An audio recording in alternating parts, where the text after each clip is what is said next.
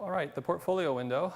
There are multiple situations where you might need multiple portfolios. In the case of like a third-party loan servicing company, you're going to be servicing multiple portfolios because you're servicing loans for the XYZ auto dealership down the road as well as ABC Mortgage Company, and they've all hired you to service their loans. So you've set up a portfolio for each of them, and you've probably also got clients for each of them back in the client window to represent the ownership in those portfolios. Another situation is even if you're a first-party loan servicer, maybe you've got multiple dealerships as an auto dealership, and you want to keep each one separate for each of those dealerships so that you know which loans came from which dealership. Or even just a title company that wants to keep track and separate their active loans from loans that have been paid in full versus loans that are in legal proceedings. And so they can have a separate portfolio just for those legal contracts and keep those in a separate portfolio to classify their loans. And so any of those options are situations when you might be using multiple portfolios. In Contract Collector, your portfolio menu is located under your portfolio menu, portfolio window will open up your portfolio window. And to create a new portfolio, again, you're using your toolbar. You press the new button and designate a unique portfolio ID for this new portfolio, and then a name for it. And so we'll put in Graveco Holdings as the portfolio name. You're also required to have an address. Even though an address for a portfolio might seem a little unusual, there are lots of situations in the case of a dealership or something like that where it would be important to have an address assigned for this portfolio. In other cases, it's just going to be your management company address as the address.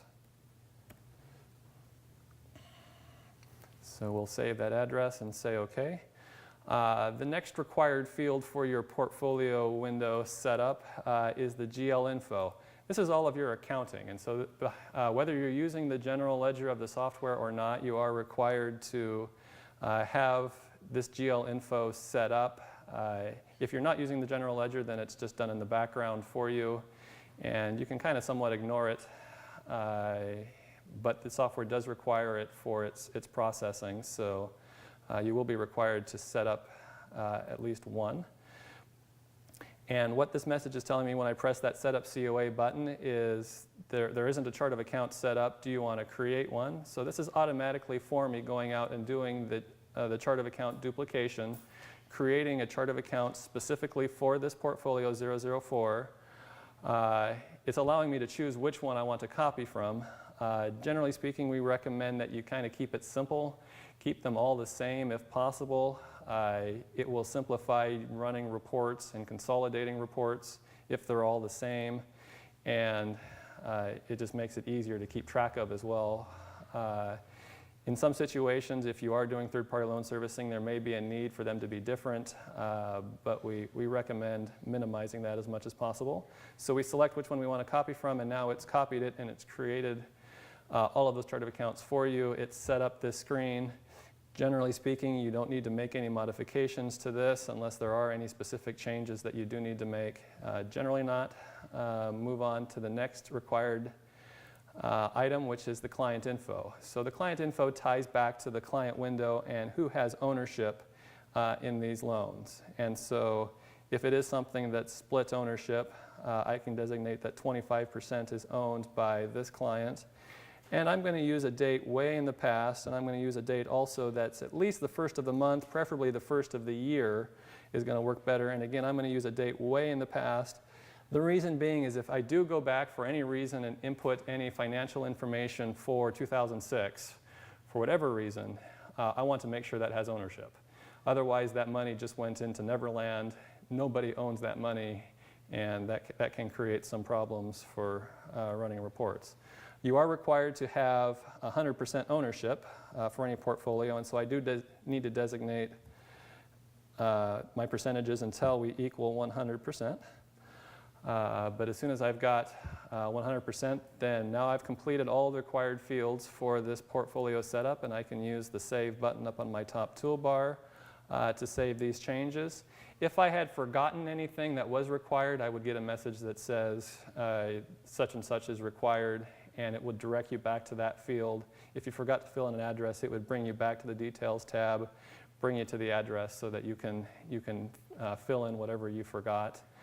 All the data entry windows are the same. They all have their own set of required fields, and they will require that you complete those before you can save your records. But generally speaking, as soon as you've completed those required fields, it's recommended that you press save to save your changes, and then any other cursory changes that you need to make, you can make afterwards. And then again, save your changes after any changes that you do make. Portfolio window includes the options for the group setup. Like we saw, you can create multiple groups and then assign those to your portfolios.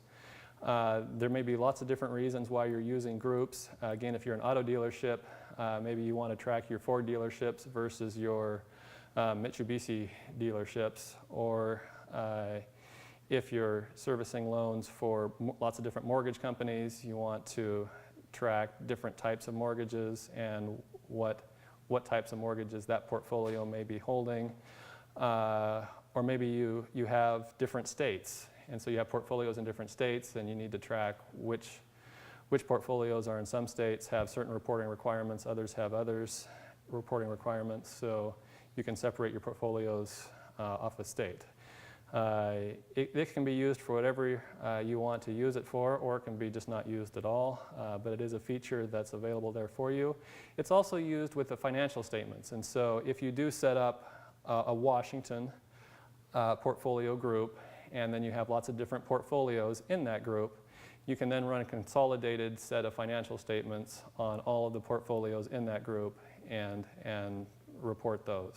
So there are lots of features that you can take advantage of by using the group features. The portfolio window here on the Details tab also has a late fee policy section. Generally speaking, the defaults are fine. But depending on how you charge your late fees, you may want to take a look at making some changes in here. You can designate which charge code is used for your late fees.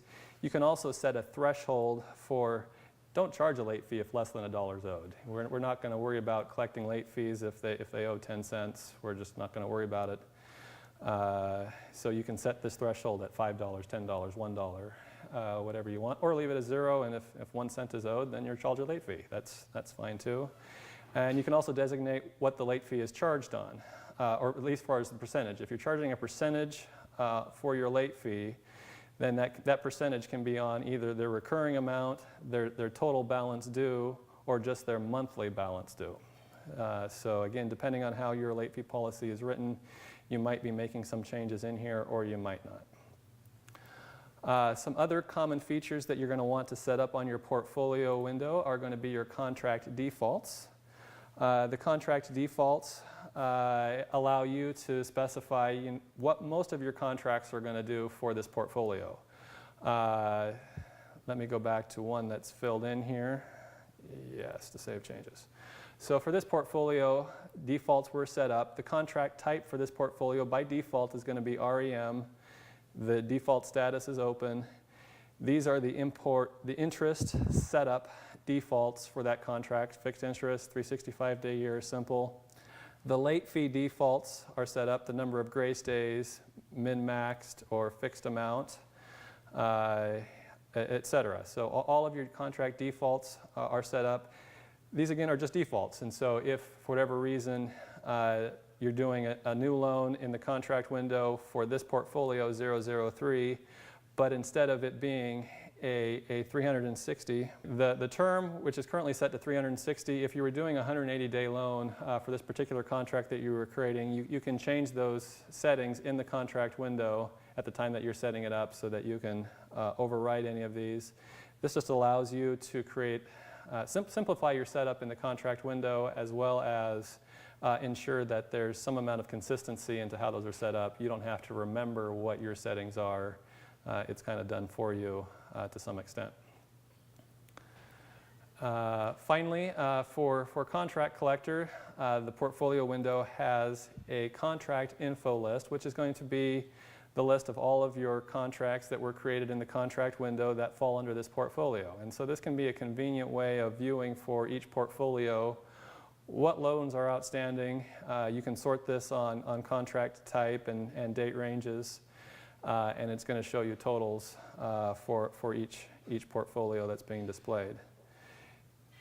If I quickly go over here and open Lease Collector, one slight difference that you're going to see in Lease Collector for the portfolio window is instead of contract information, you've got property information. And this then allows also unit information and lease information for you to see how many properties are in this portfolio, how many units are in this portfolio, or how many leases. Let me see if I can go to one. So here's one, portfolio 001. These are the 3 units that have been set up for this property, and then the leases for that property as well. And just real quickly on the in Lease Collector, there, instead of contract defaults, it's obviously lease defaults, and then a section for setting up defaults for your leases.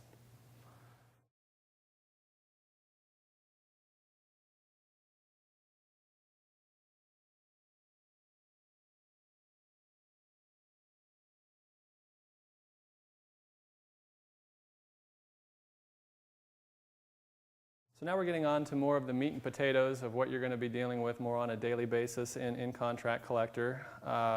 First of all, primarily being the contract window.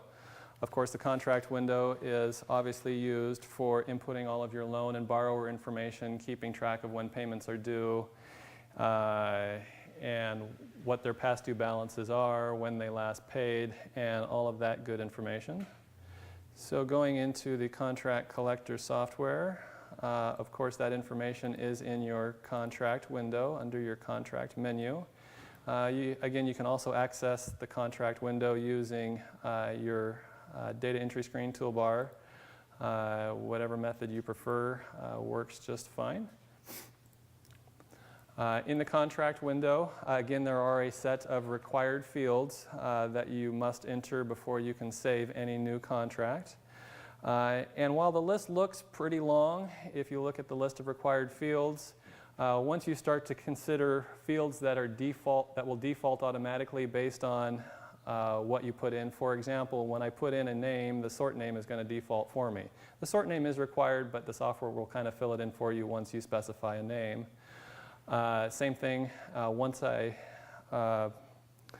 put in a portfolio ID, that portfolio ID will use those portfolio defaults that we saw in the last section to specify things like the contract type and all of our interest settings that we'll see in a moment. So just like in the portfolio window or any data entry window, to start a new record, I'm going to press the New button up on my toolbar and then designate what I want to use as the contract ID. After that, it's going to look for me to specify a portfolio ID. If I choose 003, it will then take all of those portfolio defaults and put those in for me. And so we saw both the contract type and the status both defaulted there for me. And the begin date also defaulted for me to today's date. Generally speaking, you're probably going to need to change that to a different date. But it will default to today's date for you. And so it is a required field, but it does default for you. The name field, and we will put in a name here. I will use Jake Brown. Tax ID, tax type, birth date is all optional information. Is required in some situations if you're doing credit bureau reporting or IRS 1098s, 1099s. But otherwise, it is optional. And you'll notice as soon as I put that name in, it defaulted the sort name for me. And so the sort name will always be based on whatever name you put in first. If you ever go back and change this name, it's not going to change your sort name options. If I ever go back and change that first name, like I said, your sort name isn't going to change. It basically defaulted for you the first time. After that, if you do make any changes, you may need to manually change the sort name. You can also make the system recalculate it. If I do remove that sort name and then put my cursor back up here in the name field, it's just as if I had never specified it to begin with, pressing tab and it will fill in again for me. And so if I do make changes, I can make the system use its default by blanking it out and making it recalculate that value. But it will be required. And so if I went this far and decided to save my changes, the software is going to yell at me and tell me that there's a bunch of more fields that are required for me to fill in. And it's going to direct me to those fields, the first of which here being the next payment date. I'm actually going to hope that I can get out of there. Okay, I'll fill that in then as 07/01/2012. Okay, that's fine. The next payment date is obviously required. The address again is required as well, so that we have somewhere to mail any delinquent letters or anything else for this borrower. And as a shortcut, I can always just enter the zip code in address lines 2, 3, or 4, and it's going to fill in city and state for me automatically. Save those changes, say OK. The beginning principal balance is not required. It's not required, but it is obviously recommended in order to have a loan that you're collecting any amount of money on. You're going to want to set up a balance in here. So we put in the amount of the principal balance, the amount financed of the loan. And then we set the interest settings. And again, these all defaulted for us automatically from our portfolio settings, portfolio default settings. If I choose to override these, I can change any of these if I so choose. I'm going to leave them as they are. We'll talk a little bit more about interest setup in our next section. Payment setup section also defaulted the payment frequency, the term, the principal interest code from our portfolio defaults. Our next payment date, 1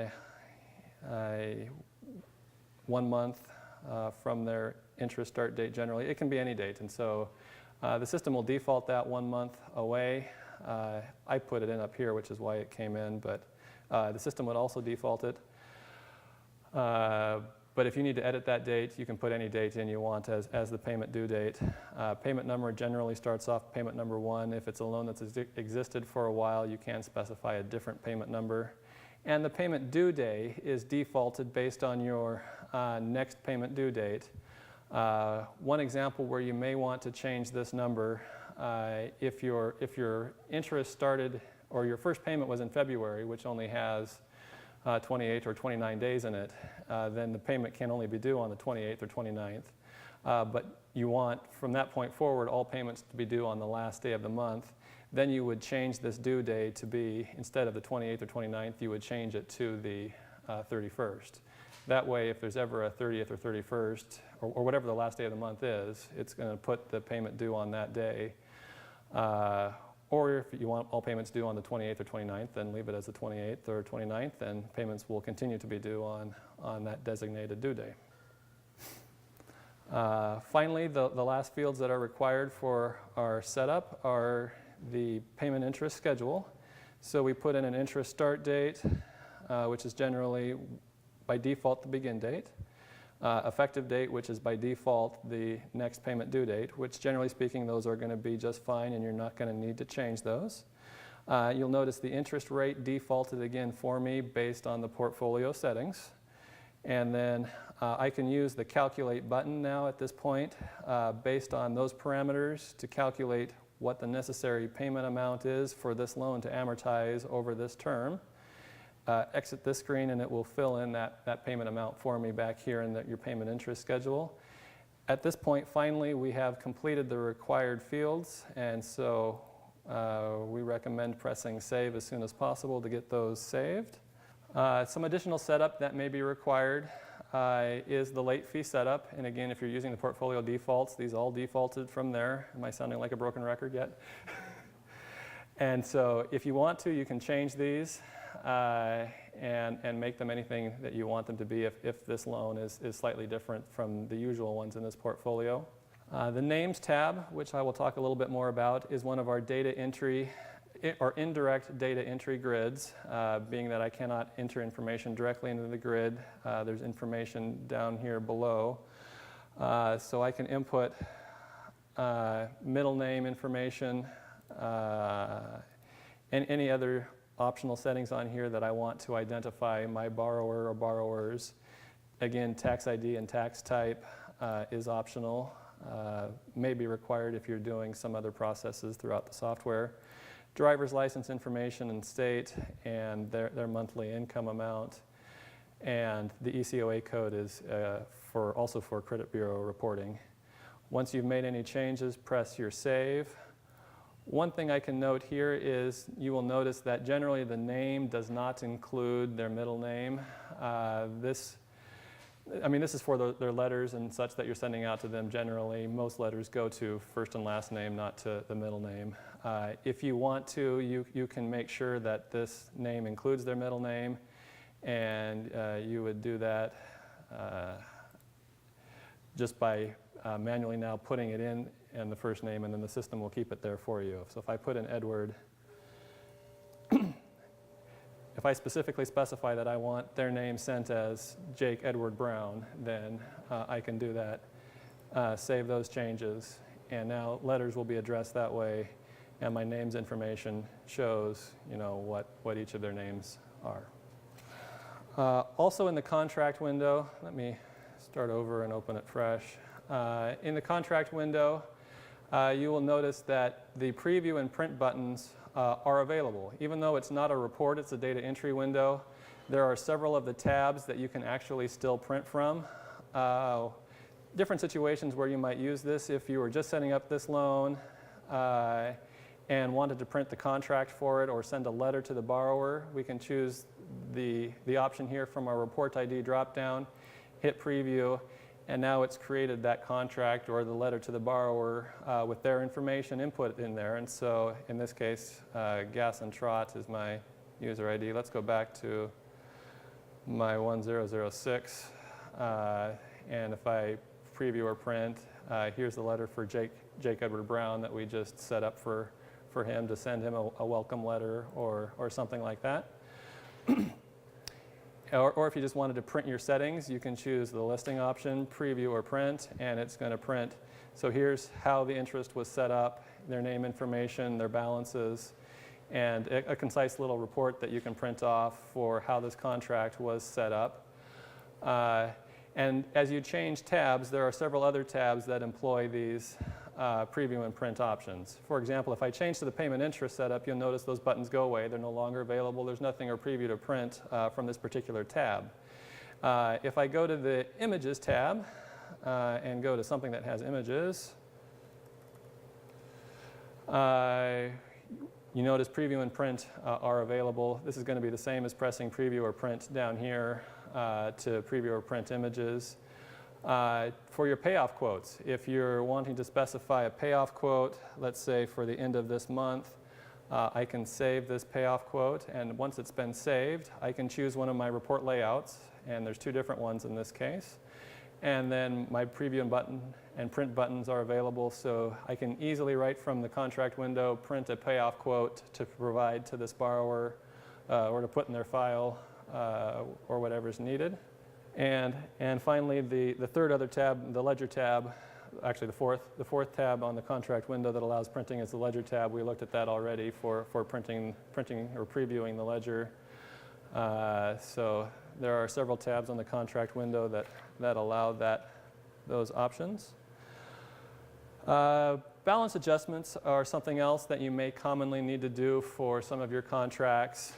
In the case of a construction loan, you'd be doing advances, and so you're adding money every time that you're advancing a new amount to the borrower.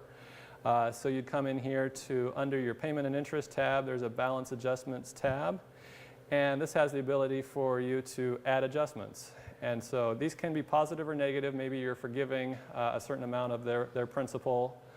So you just go ahead and press the new adjustment button. You can specify any date, and you can choose whether it's an interest or principal adjustment, and then specify the amount. And this section down here shows you how that's affecting their balances. And so you would use that to make sure, first of all, that you've done the correct positive or negative adjustment. If you meant for it to go down and you look over here and see, uh-oh, it went up, then obviously change this to a negative adjustment and it will go the way that you wanted it to. Once you like what you see, you can go ahead and press save, and that will create that adjustment for you. It will show up here again in this indirect data entry grid with those any adjustments that you've made. They also show up over here on your details tab under your adjustments column, so you can see, still what their original balances were and if there were any adjustments that were made on this loan. And each of these adjustments is also assigned a receipt number at the point where you save it. And so just like a payment, it's assigned a receipt number. This allows you the ability to back it out later. And so if you decide that, oops, this was for the wrong contract or wrong amount or shouldn't have been entered at all, we can go in and back these out just like any payment. Finally, on the contract window, on this balance adjustments tab, we do have this write-off function. What this write-off function does is it allows you an easy way of basically closing out this loan. This could be because an automobile loan, you repoed the car. In the case of a house, you foreclosed. It could be for some other legal reason, or maybe even a refinance. It's possible that if you're refinancing, you're going to be setting them up under another contract ID. You're doing a refinance and you just want to remove all of these balances. This write-off function, first of all, it will ask you, are you sure you want to write off? If you say yes, it's going to do a number of things. It's going to remove any past due balance that was on the loan, so all the open ledger entries will be adjusted for you to 0. And any principal balance, interest balance will also be adjusted to 0. So it does a number of things automatically for you. I say yes, you'll notice the balance is all changed to 0 up there at the top. If I look back here at my contract window details tab, all of my balances here are 0 now. This is technically a closed off loan. What we recommend doing now is changing the status. I haven't talked about the status too much yet, but the status is completely user-defined. The system will never change the status for you. And so if you do this write-off loan, you'll probably also want to go and change the status. You may be changing it to foreclosed or repo for repossession, or maybe just closed, or maybe some legal reason that it was closed. Or you can just choose closed and have it part of your general closed account, 0 balance. Save that change and it will save that status. Again, using the status, just like using the contract type, can be really beneficial in many of your report screens to run, just for a particular status or just for a particular contract type and see what loans are in that status category. Any questions on the contract window? It is a manual. That's correct. That's correct. What you will see is if you look at the credit bureau tab, this does include a system-defined status, which in this case it's set to charge off. Let me see if I can find one. In this set of data, it doesn't look like I have any good examples of that, but yes, the status is completely manually defined for this. Sometimes down here you would see this default status being past due, and so you can look out here for the system-defined status if that's what you're looking for, but correct. The software does not ever change this status for you. It's completely user-defined that way. The downside is that you have to remember to change it. The benefit is that you can change it to whatever you want and it will stay. It's not going to change on you. That's correct. The question is that when we did that write-off for that contract, the escrow balance did remain, and that's correct. You're going to have to write that money out. That's going to remain in your escrow balance until you go in and do those escrow payouts to decrease those balances. That's correct.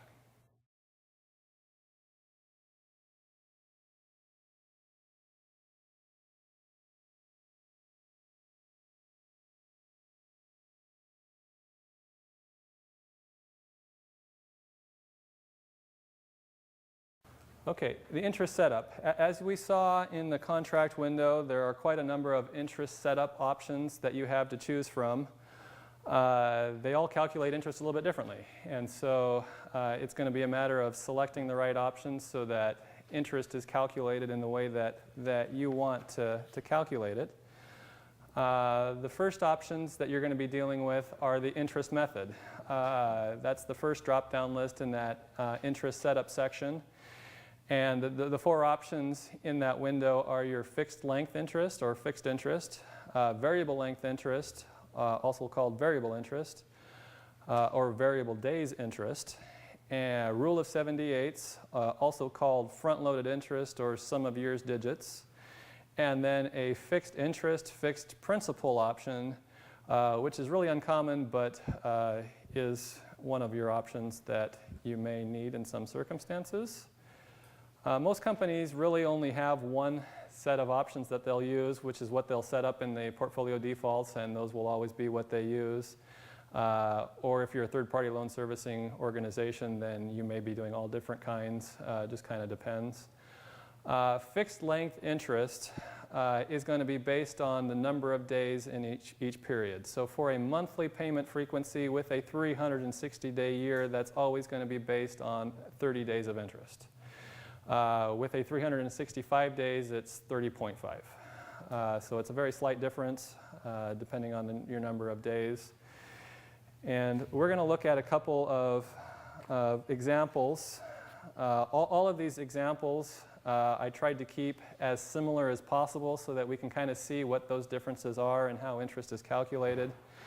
To keep it simple, I'm using a $10,000 loan, 10% interest rate, a 12-month term, and payments of $879.16. That's just what it worked out to for a 12-month term.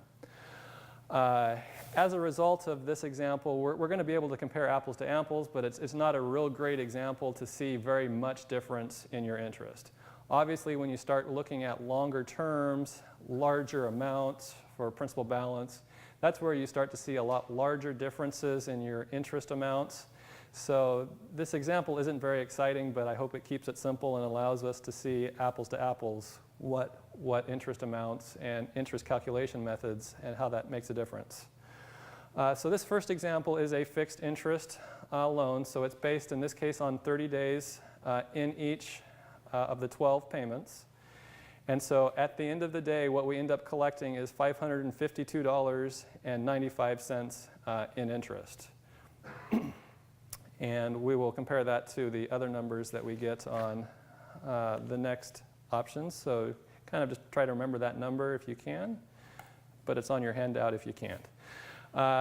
Variable interest or variable days interest is calculated between the number of days between each payment.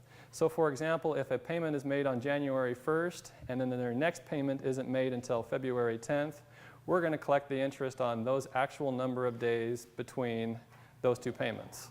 Because of that, it's really kind of impossible to really print an accurate amortization schedule for that type of loan because we don't know when they're going to pay, and that's going to affect their next payment and how much goes to interest on that next payment. But if we assume that they're going to make their payments on the dates that they're supposed to, then we can come up with an amortization schedule, which is what you're seeing here. As you can see in this example, I did change two parameters. We did change from variable interest. We also changed the 365-day year, only because with variable interest, typically, if you're going to be charging it based on the actual number of days in the year, we're going to be using a 365-day year. I have seen some situations where we still use a 360-day year with variable interest. So it does happen, but it's a little unusual. So we did change two parameters, and our interest amount changed slightly less. So now we've got $549.28. But again, in a situation with variable length interest, as soon as they make a payment early or a payment late, the whole thing changes. And so if they're a borrower that tends to make late payments, you're going to start to see a lot larger number down here for your interest. In the previous example with fixed interest, doesn't matter. If their payments are early or late, they pay that amount of interest based on that payment number. It's all based on that fixed number of days. their interest will follow that amortization schedule. If they're a borrower that's paying late and they're on a variable interest, then we're going to start to see a lot larger numbers on their interest paid. It may wash out if they pay a few payments late and then they catch up and start paying on time or start paying early. Then it may wash out in the end. Particularly going to come down to that last payment and when that's made late or early and so forth. So it may depend on your borrowers how you want to set up your loans if you have the choice of whether you're doing variable interest or fixed interest loans. Rule of 78 is a calculation method. It is also commonly called sum of years digits. It's called Rule of 78 because if you add up the numbers 1 through 12, you'll get 78. And it basically just means that if you're doing a 12-month loan, the first month you're going to collect 11/78 of your interest. This means that you're collecting the majority of your interest up front on your loans. Again, in a situation where they go to term, you're going to see that there's no difference. It's exactly the same as a fixed interest loan, the amount of interest you collect. The difference falls into play as to the timing of that collection. So in this example here, if you compare it to the others, you'll notice that each of these interest payments on the first part of this interest or this amortization schedule are a little bit higher than your other schedules. This means that if this loan chooses to pay off early, they've been penalized. They've paid more interest than they would have if they were set up on a fixed interest loan. Rule of 78 is illegal in some states, and so if you are doing financing in other states, you may want to be careful about the laws, but it is an option in the software, and it is used probably most common in the auto dealership industry for collecting on auto loans. Fixed interest, fixed principal, as I said, is a rare instance of how you might set up your interest. What this means is that each payment is going to be variable. So it's fixed interest because it's the same as fixed interest. It's based on a fixed number of days like we saw with the first example. So either 360 or 365-day year. So a fixed term of 30 days with a 360-day year. But it's fixed principal because the amount of principal with each payment is also fixed. And so because of that, you're going to have a variable payment each month. This is confusing for the borrowers because they're never going to know what they're supposed to pay unless you provide them with a payment coupon book or are very good about invoicing them every month so that they know how much they're supposed to pay. And most borrowers have a problem with their amounts anyway, so this would make it even more confusing. But as you can see here, we do collect a little bit less interest in this example. So this is another option that you might see used or need to use. And real quickly before I move on to the next option here, let me go back a little bit to variable interest. I want to be real careful that we distinguish variable interest from a variable interest rate. Variable interest rate is a completely different thing. It has to do with the rate changing, like you would find in an ARM mortgage or something like that. It's completely different than interest being calculated from payment date. So finally, the next option in your interest setup is going to be the number of days in a year, 360 or 365. In this example here, we ran the fixed interest loan on a 365-day year, and you can see that our interest went down slightly, correct? 552.95 is what it was before, and so yes, it went down slightly off of what it was under 360 days, and that's just because we're using a 30.5 day instead of just 30 days. The next option is simple versus compound interest. With simple interest, interest is only being charged on the unpaid principal balance, not on any unpaid interest. With a compounding interest loan, interest is charged both on the principal balance as well as any unpaid interest. And again, it's hard to make an amortization schedule for that situation You can see here with this compounding interest example, we're actually collecting 2 cents more in our interest because of the monthly compounding. Where this is really going to manifest itself further is, again, when they're making late payments or missing payments. That's when you're going to have that unpaid interest really come into play, adding on to their principal, creating a situation where they now have a larger principal balance than they would have otherwise, and we're collecting a lot more interest because now we're collecting interest on interest. And with our compounding frequencies, we do have a number of options. Everything daily through annually for your compounding frequency. And one of the things on our to-do list is looking at adding a continuous option on there for continuous compounding interest. Not used very often, it is used occasionally, so we're looking at adding that as an option that you may see down the road if you're doing compounding interest. Any questions on that? If there aren't any questions, I do want to take one quick side note and show you our current payment interest setup section of a contract window. Let me go maybe to a new one here.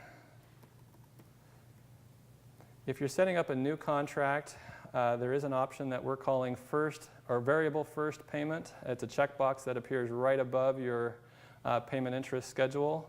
What this checkbox does, it's only available if you're doing fixed interest. And what this will mean is typically most mortgages are a variable first payment. In other words, the loan will close, say, on the 15th of the month, and your payment isn't due the first of the next month, it's due the first of the month after that. And so that very first period includes an extended number of days, and most mortgage companies want to collect that extra interest. And so this variable checkbox will mean that basically that first payment is going to be based on the actual number of days. So just like the variable interest option, we're going to collect that first payment on variable interest, which will mean probably that first payment has more interest in it, or it may have less if your payment is due on, or if your interest start date is the 15th and your first payment is due the first of the next month. Then in that case, you're going to have more go to principal because we're only collecting on that 15 days of interest instead of a full 30. So that's a relatively new feature in version 5. It's probably been there for about a year now, so it's not real new, but something to be aware of.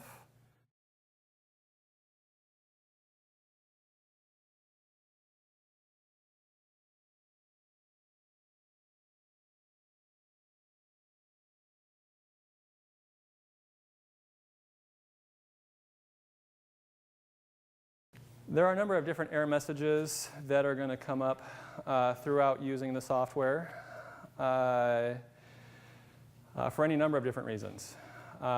These could be, unfortunately, they could be a programming error or may manifest themselves as a fatal error within the software. Or you may receive any number of other messages such as user errors, or the software is requesting information from you and looking for you to input something in an input message. We're going to go ahead and look at each of these different error message types. The first one being the program errors and the fatal errors. Hopefully, if I've done my job right as the developer, you're never going to see these. Unfortunately, many of you have, and if you haven't, you probably will, unfortunately, at some point in time. Program errors usually look something like one of these. It may have a cancel or ignore button.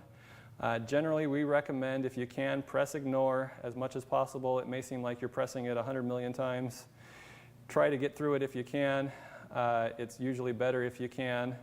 If you are able to get through them, save your work, get out of the software, and come back in.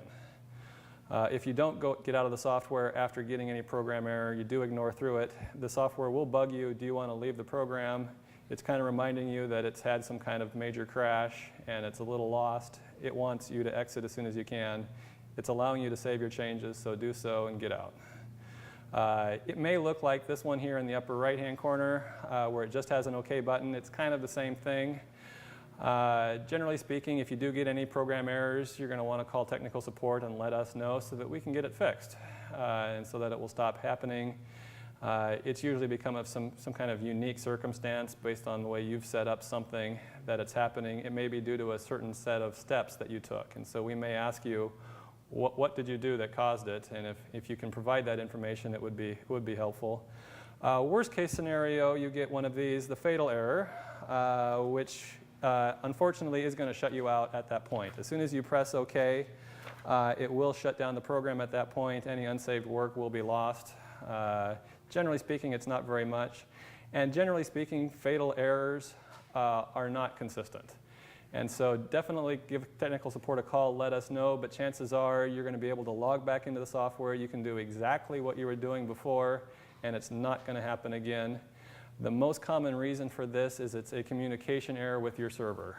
If you've got the program installed out on a network where multiple users are logging into it and it's not installed locally on your machine, information is being transferred back and forth across that connection, your network, and the software is very demanding. When it wants information from the database, it wants it now. If it can't get it, it'll give you a fail error. It will say, I cannot get the information that I want, and I don't know what else to do but shut down. So hopefully you'll never see them. They may come up. Message icons, other messages that you may receive throughout the program may include one of these icons. It really just depends on what the purpose of the message is. And so if it's something informational that the software is just telling you why it's going to behave in a certain way, it may include that letter I. Or if it's asking you a question, it may include a question mark to indicate that it's looking for something from you to indicate which direction it's going to go next. You may see the red X, which is a critical warning message. It just means that you need to pay a little bit more attention to what happened or what's going on.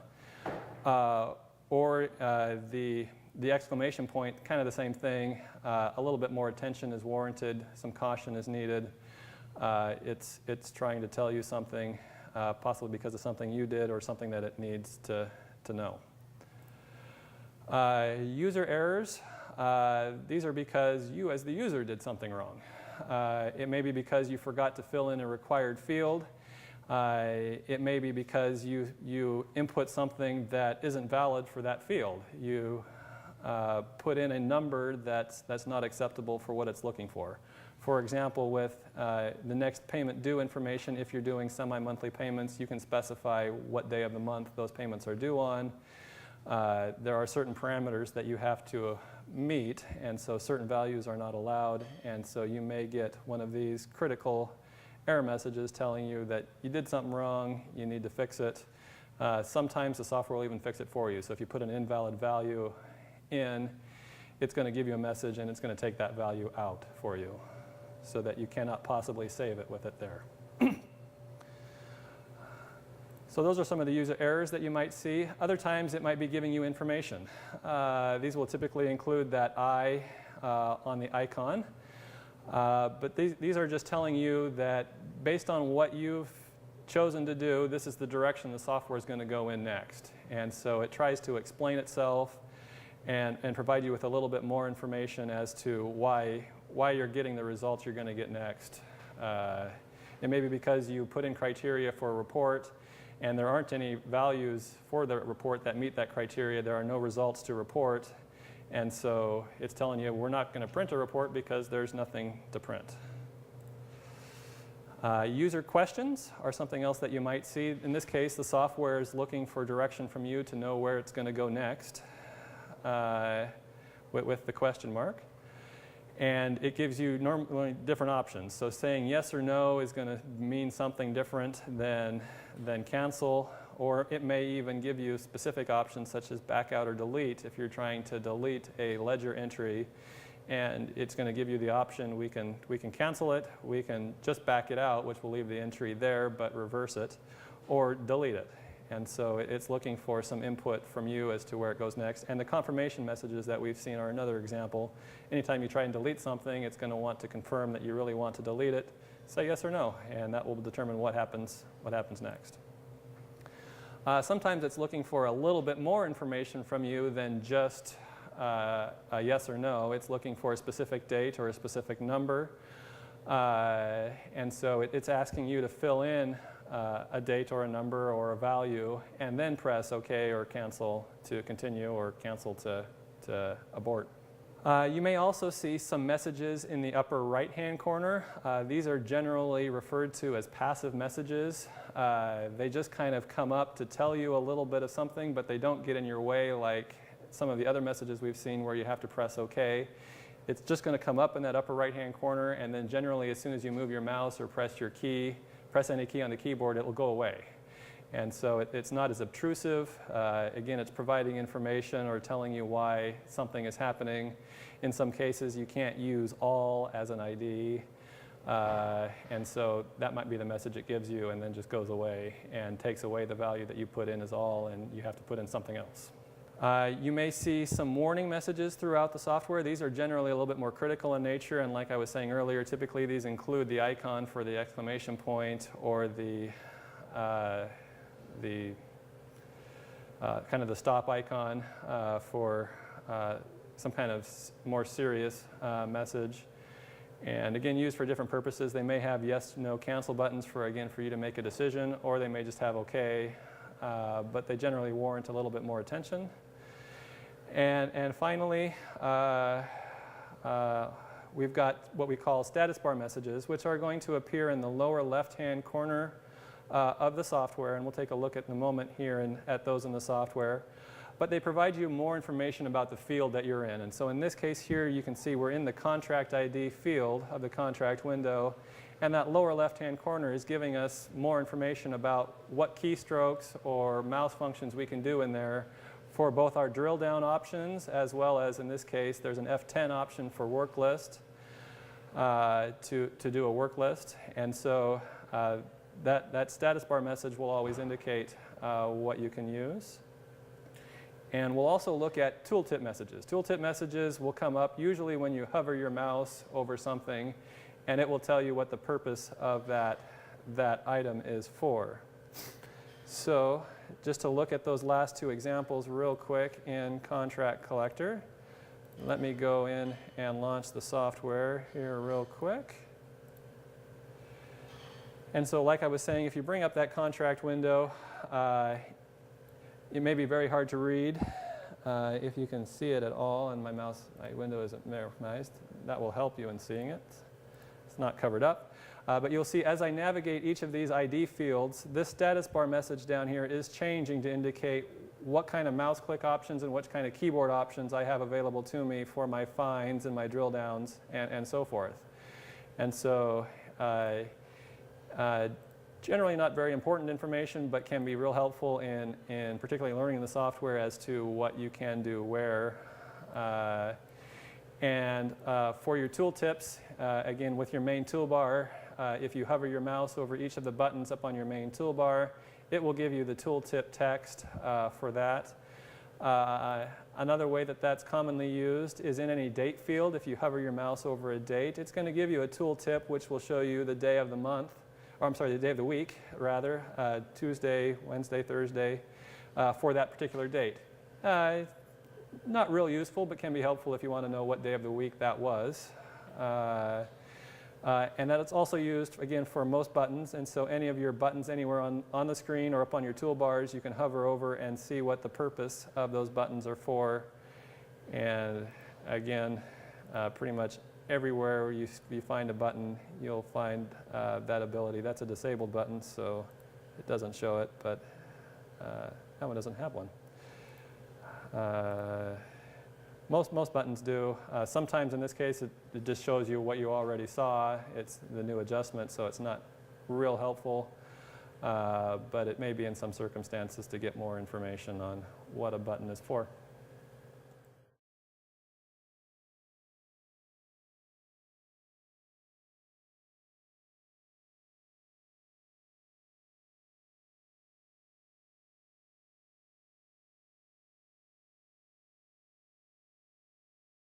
So with the initial setup sequence of the software, there's a series of steps that generally you would go through to set up the software to start entering your live contract information or the loans that you'll be servicing.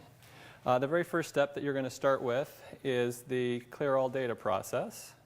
And so in Contract Collector, that's located under your System menu, Utilities submenu. There's a Clear All Data process.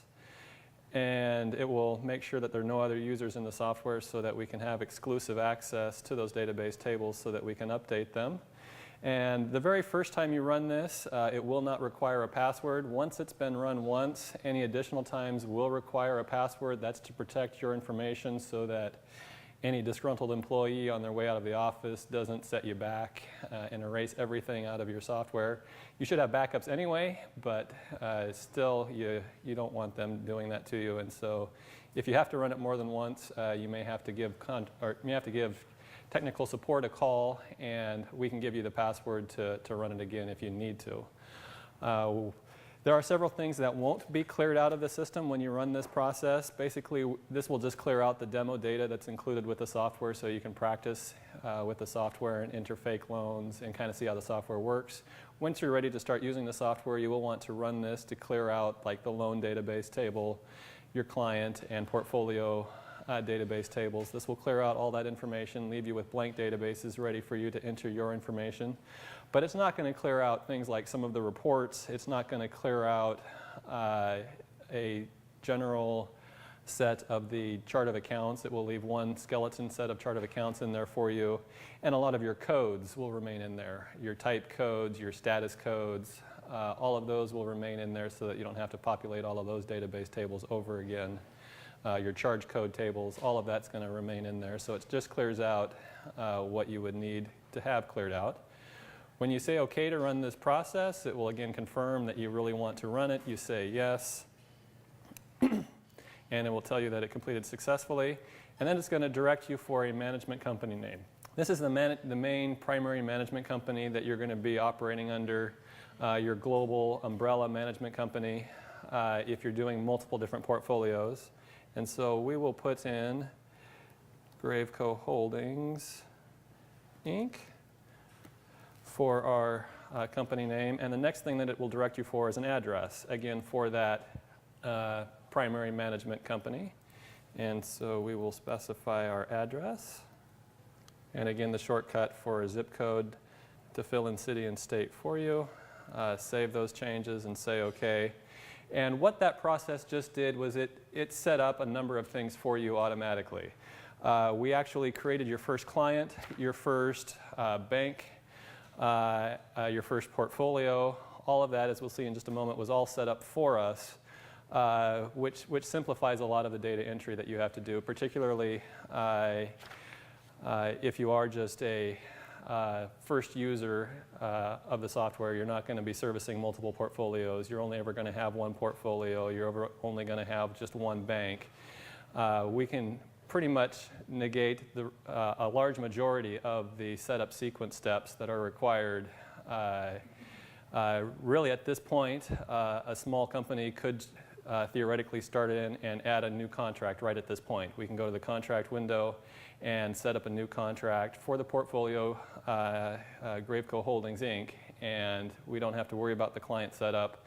We don't have to worry about the bank. All of that was created for us. The next step in the setup sequence is step number 2, which is to set up a new user. Again, this is kind of a step you could skip, but we do have one demo user that was not cleared with the clear all data process. This is so that if you clear all data, exit the software, we can still get you back in because there's a user that's set up. If not, we'd have a problem because you wouldn't be able to get into the software. So we don't clear out demo, and generally we recommend you leaving that as a backdoor, but definitely go ahead and set up any new users, including yourself, that you might want to have access the software. And then provide a password. And this password can be up to 8 characters long. And that's all that's required for setting up a new user. So at this point, I can save those changes. And now this user, Mike, can log into the software. So you're going to want to do this for each of your users so that they all have a unique login.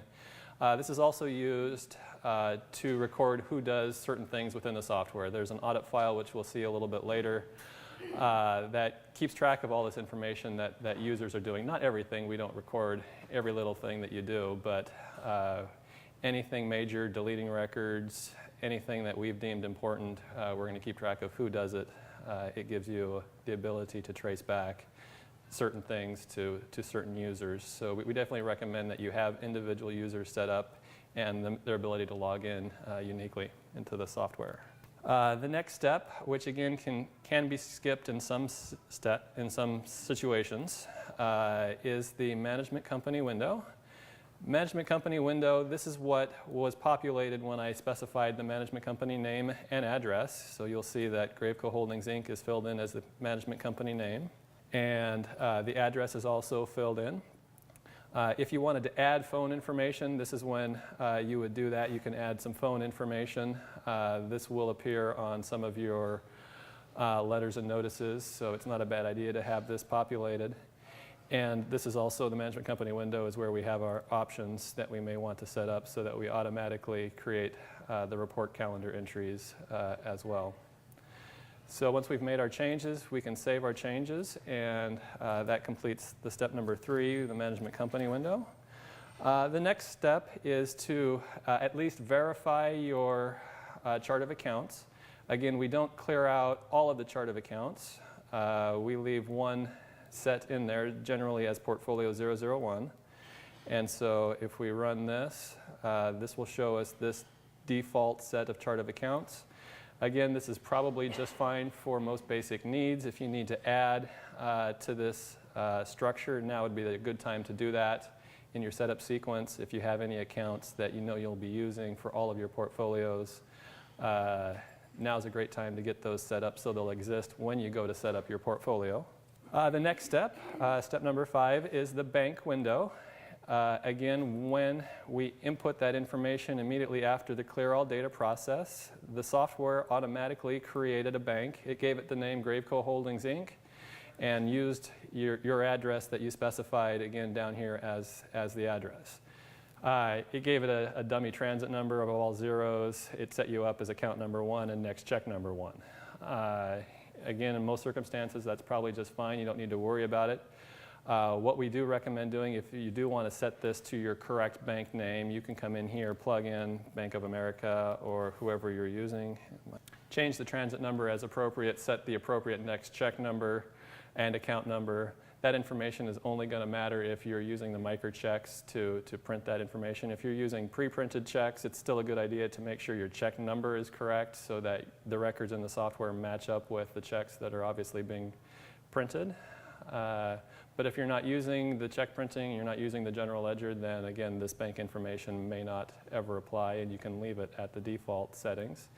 We're going to save our changes after we're done in the bank window and move on to the next step, which is step number 6, which is just to check your code listing reports.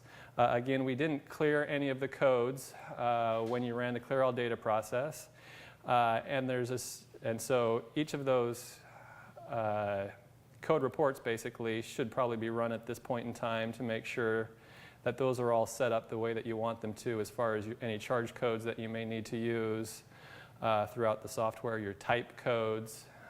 You can always come back and set them up as needed, but it's good, particularly for the charge codes, to have those ready to go and make sure that those are using the correct chart of accounts. Just real quickly on that, we'll talk a little bit more about it later, but each of these charge codes use a specific designated chart of account number. In this case, a regular payment is going to affect account 4100 and 4200 on the accounting side for any regular payments as it's applied to principal and interest. And so this is the accounting that's happening in the background. Before you start entering any payments, it's good to have this information set up the way that you want it so that the accounting goes the way that you want it to when you do start entering payments later on.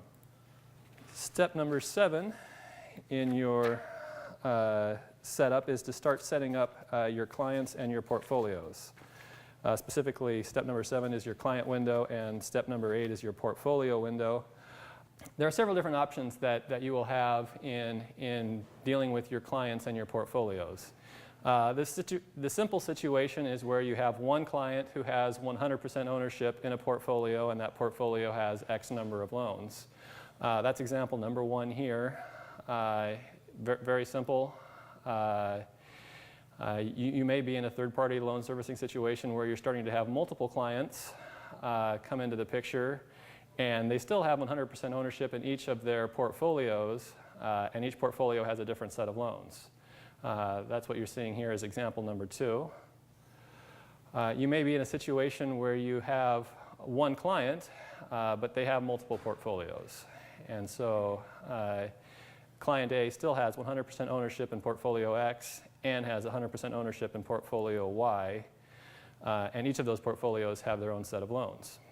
That's example 3. Example 4 is you've got two clients, A and B.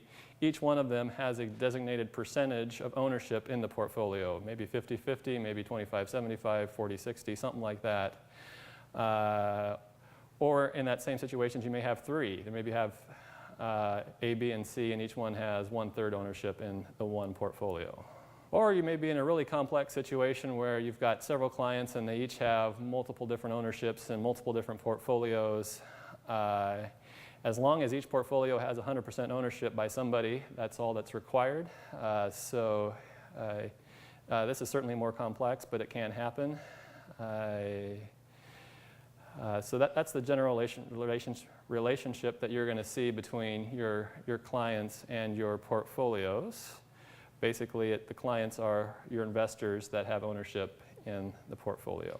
So in the client window again, a record was set up for you automatically when you first, immediately after you ran that clear all data process, you specified your management company name and address, and we created a client record off of that information. Again, you can change this information if this isn't appropriate to something that is appropriate. You can certainly delete this record and start over.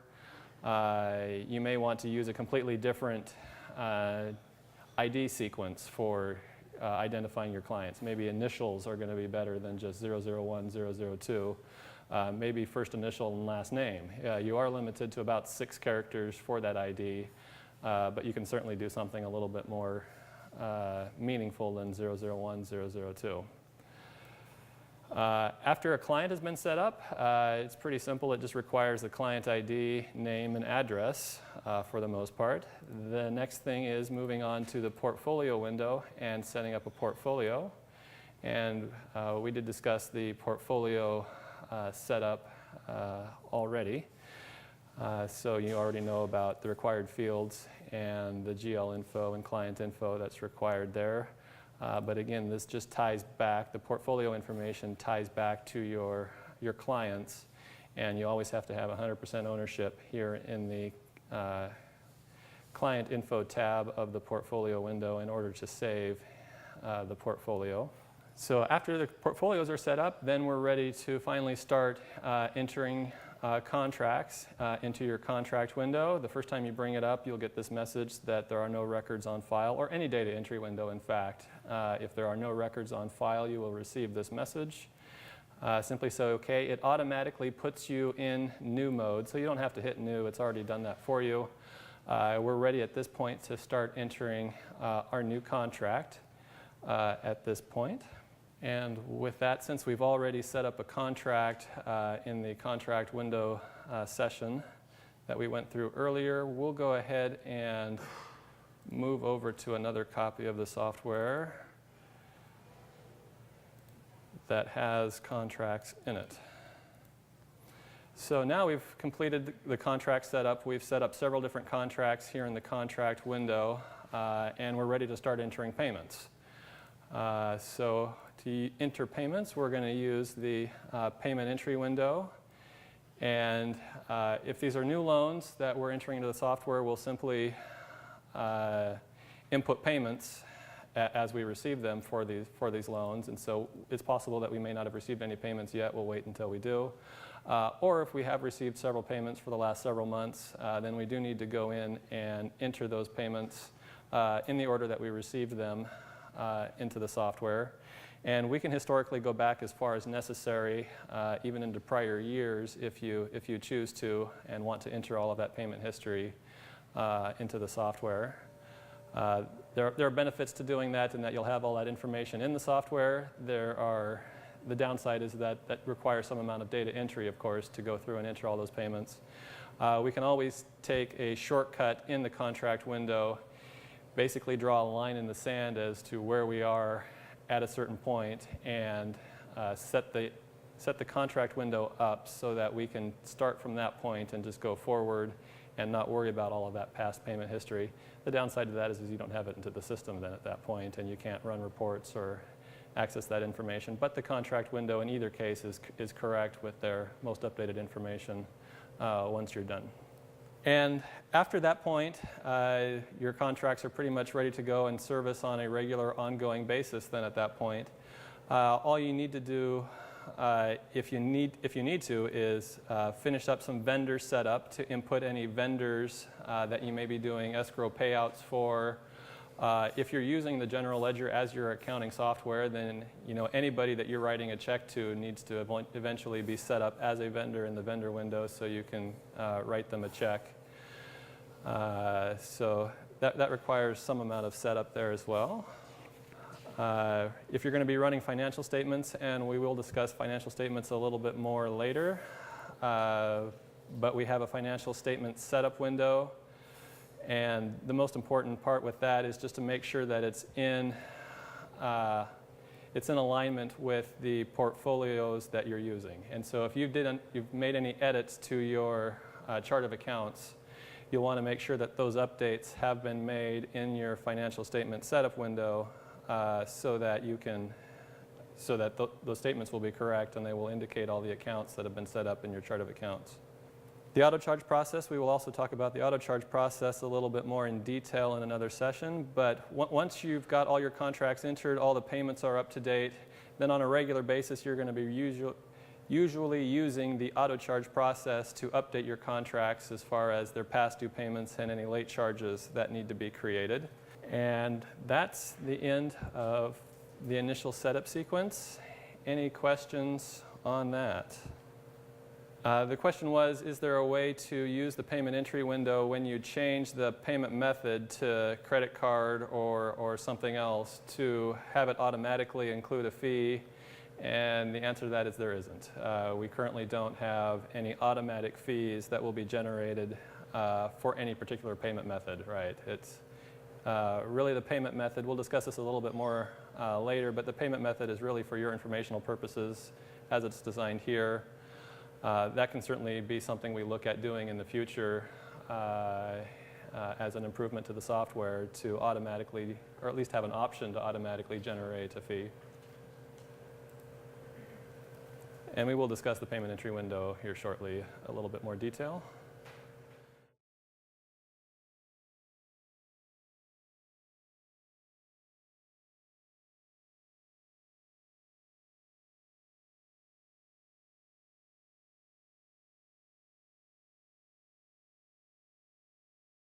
The lease window is very similar to the contract window in Contract Collector in that it contains all of your lease information, which you'll be using for the properties or the tenants that you're managing.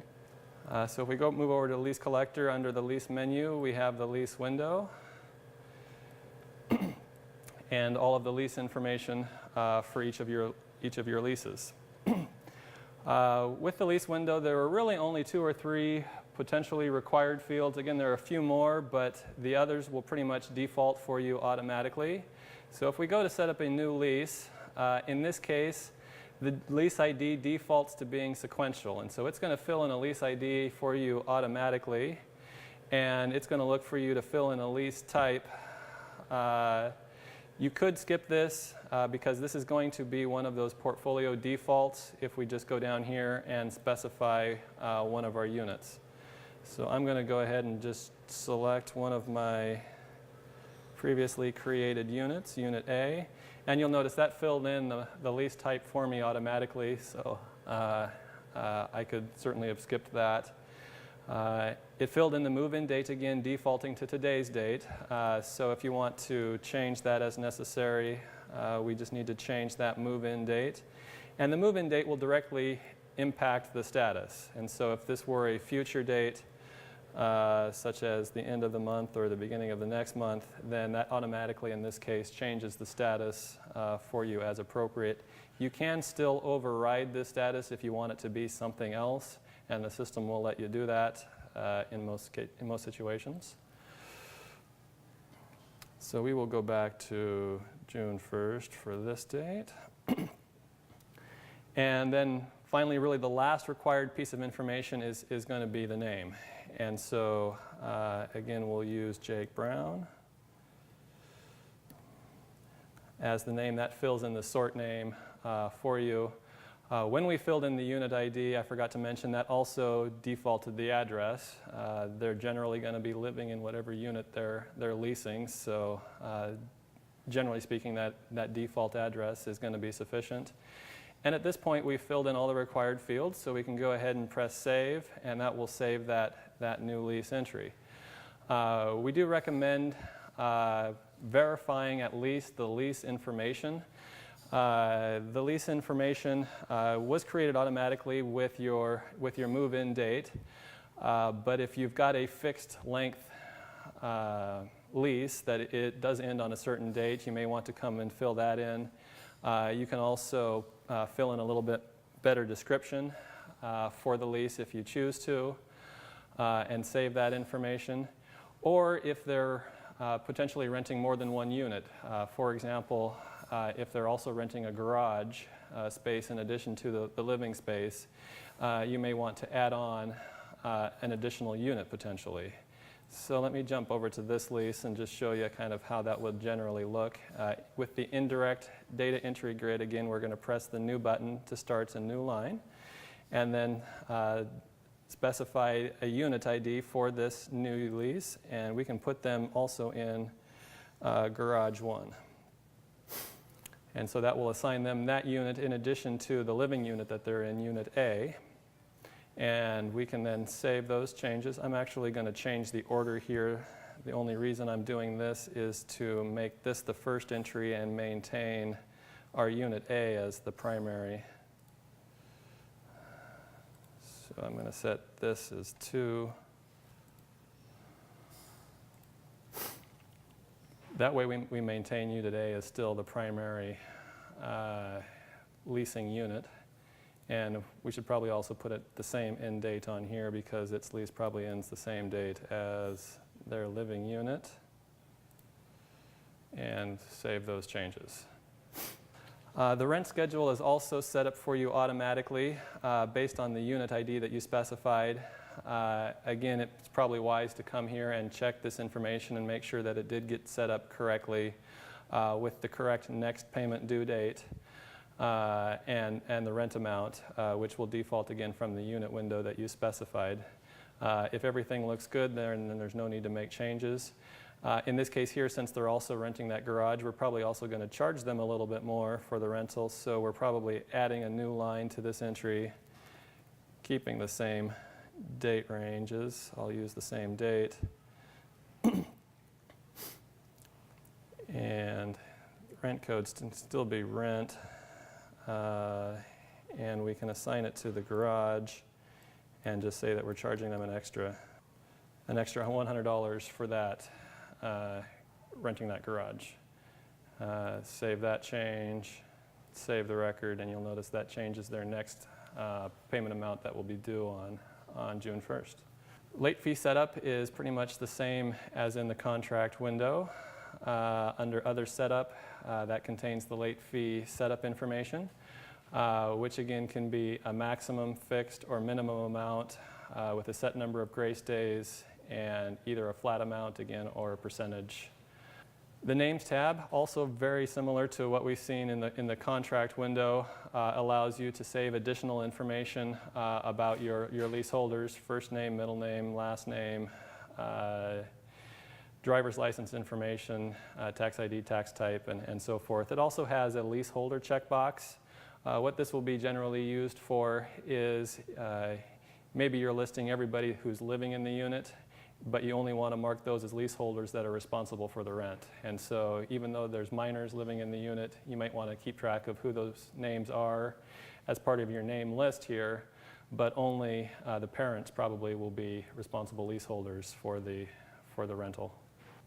Also similar to the contract window, many of the tabs allow you to print directly from the tab. So again, we can choose a welcome letter from here and preview or print a letter for this tenant right from this screen. The ledger tab, as we discussed, can be used to print the ledger using the print buttons as well as the images. If the tenant has a security deposit, that security deposit information is displayed on the Details tab of the ledger window. This will display all of the security deposits they've made. So if they made separate deposit for a pet deposit for any pet damage, as well as a last payment or their last monthly rent, those will all be displayed in here as their security deposit. And again, this is a read-only grid, so those are created when you, number one, charge them their security deposit using the Edit Ledger Added Charge. And it'll get paid in the payment entry window when they go and make a payment for their security deposit. And after it's been paid, then it's going to show up here in their security deposit grid. To do a refund, when the tenant moves out, we simply press the deposit refund option. That will open up a window that will allow us to determine or specify which date they're moving out on. And if they've got any withholding for the security deposit due to open charges, those would show up here, and then it's going to show the amount that's being refunded, which will be written in a check format to be refunded to the tenant. Once that information looks acceptable, press Save, and you'll notice then that refunds that security deposit. It moves them to a past tenant since that move-out date was today or less. And now their security deposit balance is 0. And finally, the last process that we will talk about in regards to the lease window is the transfer process. The transfer process is used if they move out of one unit and into another one of your units. Maybe they find a better one that they like better that wasn't available when they first moved in, or for whatever reason that they're moving into a new unit. We'll use this tenant here. This will work. And so if this tenant 2 decides, since tenant 1 just moved out of unit A and this tenant in unit B decides that he would rather live in unit A, we can transfer him from B to unit A by putting him in that unit. And we can also designate what date that's happening on. So if not today, maybe it happened earlier this week or later this month, he's going to move in. This is also, it's going to do a number of things for us. This is going to create the necessary lease information. So if I press Save, that creates the necessary lease records here in the lease info to show that he moved out of A on this date and moved into B on this date. I'm sorry, I said that backwards. Moved from B to unit A on this date. We also automatically no, in this case, the rent was the same, so the rent didn't change, but it would create a new rent schedule. And we also see on the security deposit information that it was refunded for A, and that money was moved to unit, was refunded from B and was deposited to A. And so now their security deposit has been transferred to unit A.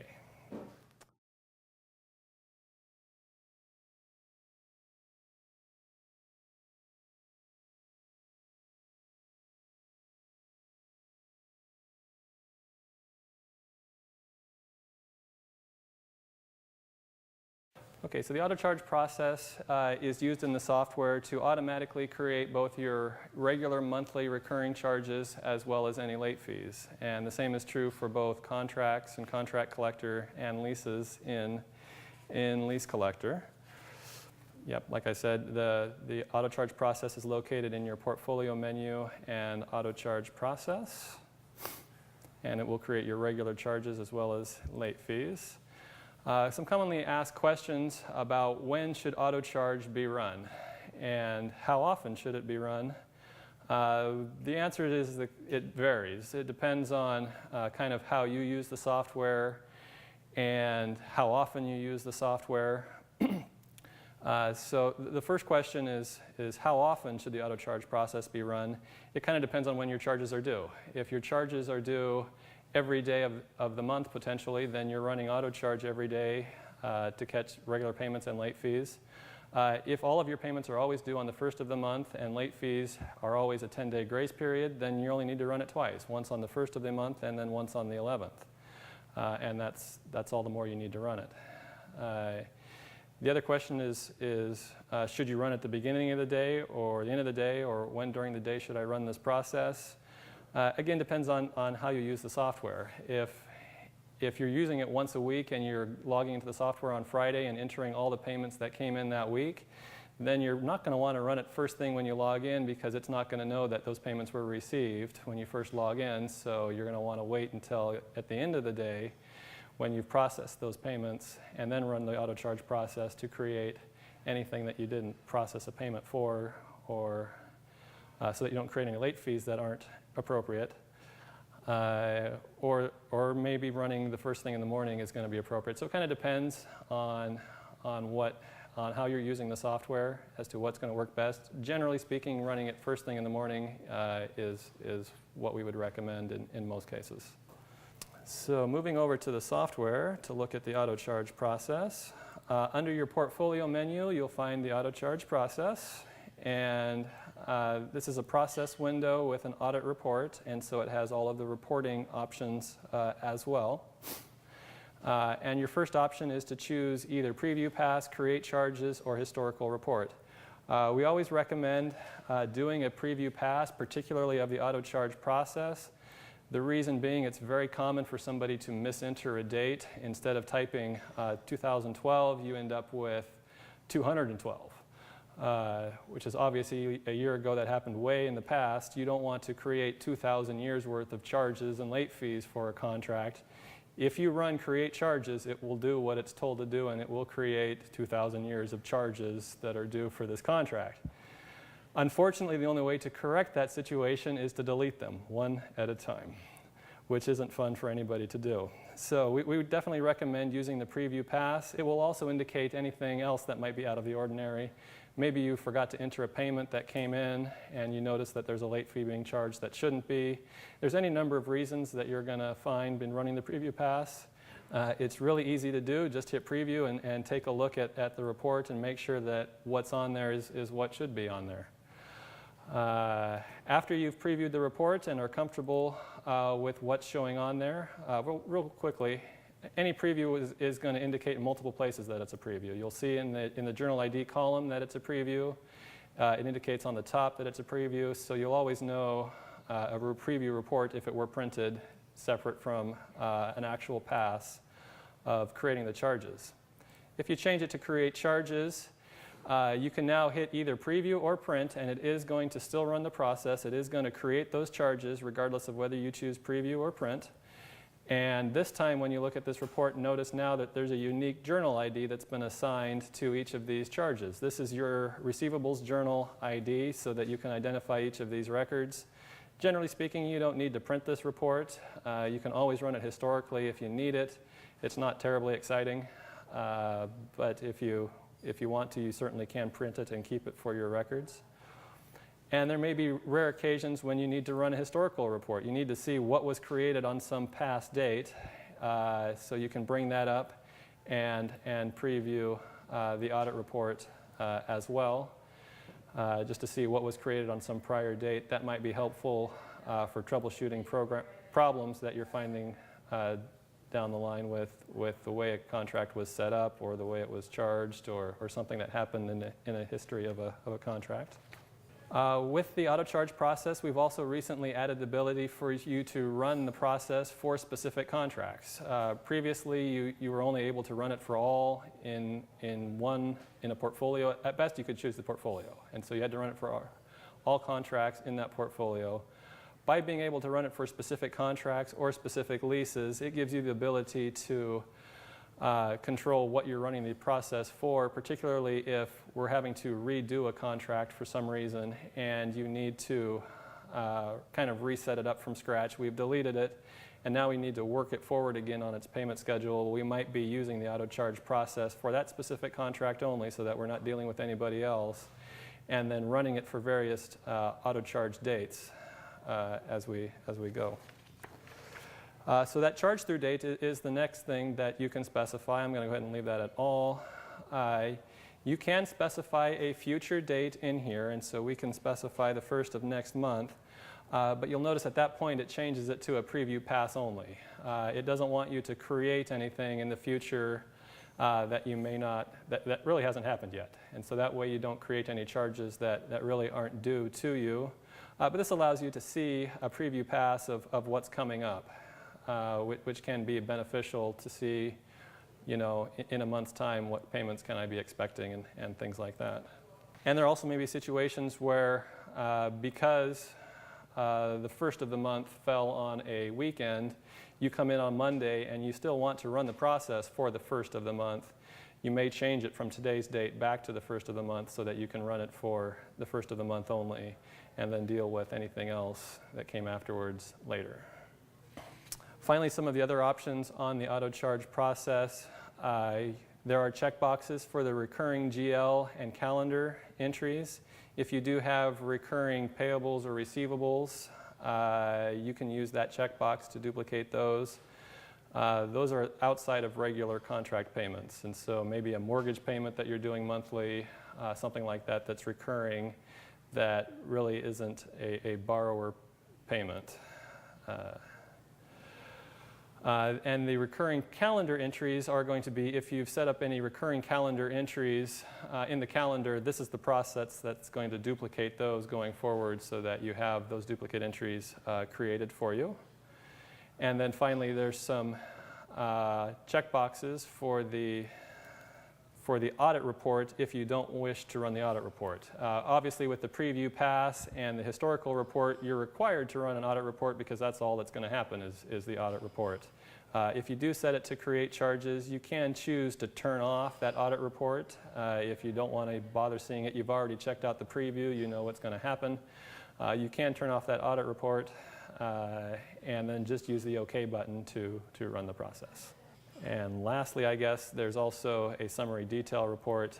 This report, unlike most of the other reports in the software, does default to the detailed report. Summary report is fine if you want to use that, but we generally recommend the detail report as that's what gives you the most information about what the process did. Any questions on the auto charge process? Okay, one last thing that I will add on the auto charge process is that it is a process that can only be done by one user in the system, meaning in a multi-user environment, if somebody's in the auto charge process and somebody else tries to access it, they will get a message that says it's locked by another user. What tends to happen, though, is if that computer is shut down inappropriately, the computer that does have the auto charge process open, power goes out, they turn it off without shutting down the program, anything like that. The software is going to think that that's still in use by somebody out there, even though no user is in that process. You've shut down all your servers, you've restarted, but the software still says somebody's got that process locked.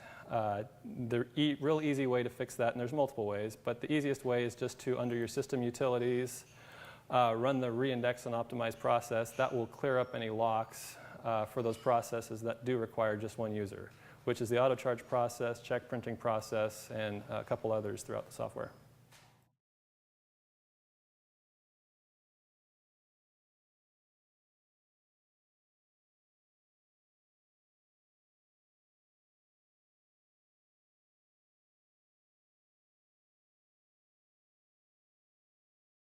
The payment entry window is obviously used to enter payments as they are received, and we do recommend entering any payment that you receive, whether it's a payment at closing, a payment before closing, or anything afterwards. All down payments, escrow, payments at closing, all of that should be entered as a payment in the payment entry window. That way we assign a receipt number to it, and it gives us just more tracking information about any payment that was received. Some important differences that you will note about the payment entry window. When you open this particular data entry window, it defaults a little bit differently than other data entry windows. It will automatically open to a new entry as opposed to other data entry windows which will open to the last ID record sorted by that ID field. And so the payment entry window just assumes that you're going to be using it to enter new payments, and so it defaults automatically to a new entry. And it also includes some toolbar buttons on the window down at the bottom right. These buttons do exactly the same thing as the buttons up on the main toolbar. They're just a little bit more closely associated with the screen down here. And there are a couple other buttons like the refresh button that you don't have up on your main toolbar, which does work a little bit differently than a cancel button. And finally, another major difference is that it is a payment entry window. Pressing save will save a payment. This is really important to remember if you happen to come into the payment entry window for some other reason. You do make any changes for the contract on, let me bring up a contract. So I bring up a contract first. I some reason go to the ledger. I decide to edit the ledger and add some more charges. I maybe go to the calendar for this entry and make some calendar notes. It's a common pitfall for that user to then go press save. You don't need to press save. Everything that you do in the ledger is saved when you're editing the ledger. Everything that you're doing in contract notes is saved in the calendar window when you save there. Both of these grids, remember, are read-only grids, so you can't make any changes to it. If you happen to press that save button, you have saved a payment. And so if that was not your intention, you may not have wanted to have been in that window in the first place. Or if you do decide you make some changes on the ledger, you make some changes on the contact notes, then you use the X in the upper right to close. It presents you with this message: do you want to save your changes first? If you say yes, you've saved a payment. So be sure that you intend to save a payment if you're in this window, or be very cautious when you're exiting to not save the payment so that you don't accidentally save something that you didn't intend to save. Another way of accessing the payment entry window other than through the payment entry window, as we've seen, if you're in the contract for a contract that you want to enter a payment for, you can use that right mouse click shortcut to bring up the payment entry window and jump to a new payment for that specific contract. And so it fills in for you that contract ID and fills in today's date as the payment date, and it will default their one of two things for their payment amount: either their past due balance if they are past due, or if they're not past due, then it's going to default to their next regular payment amount. And so really the only required fields for the payment entry window are that contract ID, payment date, and payment amount. So once you've specified that contract ID, it's possible that you can just go ahead and save as soon as you've done that, after you've kind of confirmed that everything else is correct in the way that you want it. Filling in the payment method, check number, and bank routing numbers are all optional. You're not required to specify those. It's just for your record-keeping purposes. We definitely recommend that you do so. It just helps in tracking the payments later on. And we also definitely recommend that you learn how to read the grid that's displayed for you down below. This grid shows you what the due date amount was, what the payment amount due was, and how much of your payment is being applied to it, and the breakdown between principal and interest for this payment. Prior to saving this payment, if you realize that there is a problem with what's displaying here, maybe nothing is going to principal, maybe nothing's going to interest, and you know that it should be, we can stop prior to saving this payment, save us the trouble of having to do a back out later on, and really catch a problem before it becomes worse, basically. And so learning how to read this grid, understanding the due dates and the payment amounts and the payment numbers that payment is being applied to can save you some trouble later on. So the next thing we'll talk about is your payment application. That can be one of 4 different things: either future payments, principal reduction, principal only, or payoff. Principal only is easy. If you choose principal only, it's going to apply the entire payment to the last payment number, and it's all going to apply to principal. Nothing's going to ever go to interest under principal only. That's your intention, is to make a principal only payment. Nothing is going to go to interest. Their next regular payment or any other payments that they have past due are still due, and they will collect principal and interest as usual. And so you'll always notice that the journal ID is blank in this case because that does not exist. It's going to get created as soon as we save this entry. A payoff is also along the same lines. There's never going to be a journal ID. Your payment amount will default to the full payment amount that's due for the loan, and so it will calculate what's necessary for today's date to pay off the loan. And it will also, and break it down to principal and interest so that you can save this payment. Once I save this payment, then the balance on this loan would be zero, and it will be taken care of. Any other ledger entries will automatically be adjusted to zero because, of course, their next payment isn't going to be due any longer with this payoff. But the two most common payment application methods that you'll be dealing with are future payments or principal reduction. And the difference really comes into play only if you're applying more payment than what's due. And so let me go back to a clean situation here. We'll open the payment entry window for them from scratch so we can see how it comes up. And by default, our settings are set to future payment as the default. So if I come in here and I can use my calculator, and we're going to add $313.14 because that's their next payment that's due. And I return that value. What that's going to do, since it's set to future payments, that's going to apply to their June payment as well as their July payment, the future payment. And it's going to pay both of those, in this case, in full. Notice the ones that have not yet been created don't have a journal ID over here yet. And so this is indicating that we're going to pay off next month, and so their next payment that will be due will be August. Or maybe their intention is, since they're paying extra, they want that extra to go to reducing principal. Some amount is still going to go to interest, but the extra, the amount over their regular payment that was due, is being applied to principal. So we're reducing principal.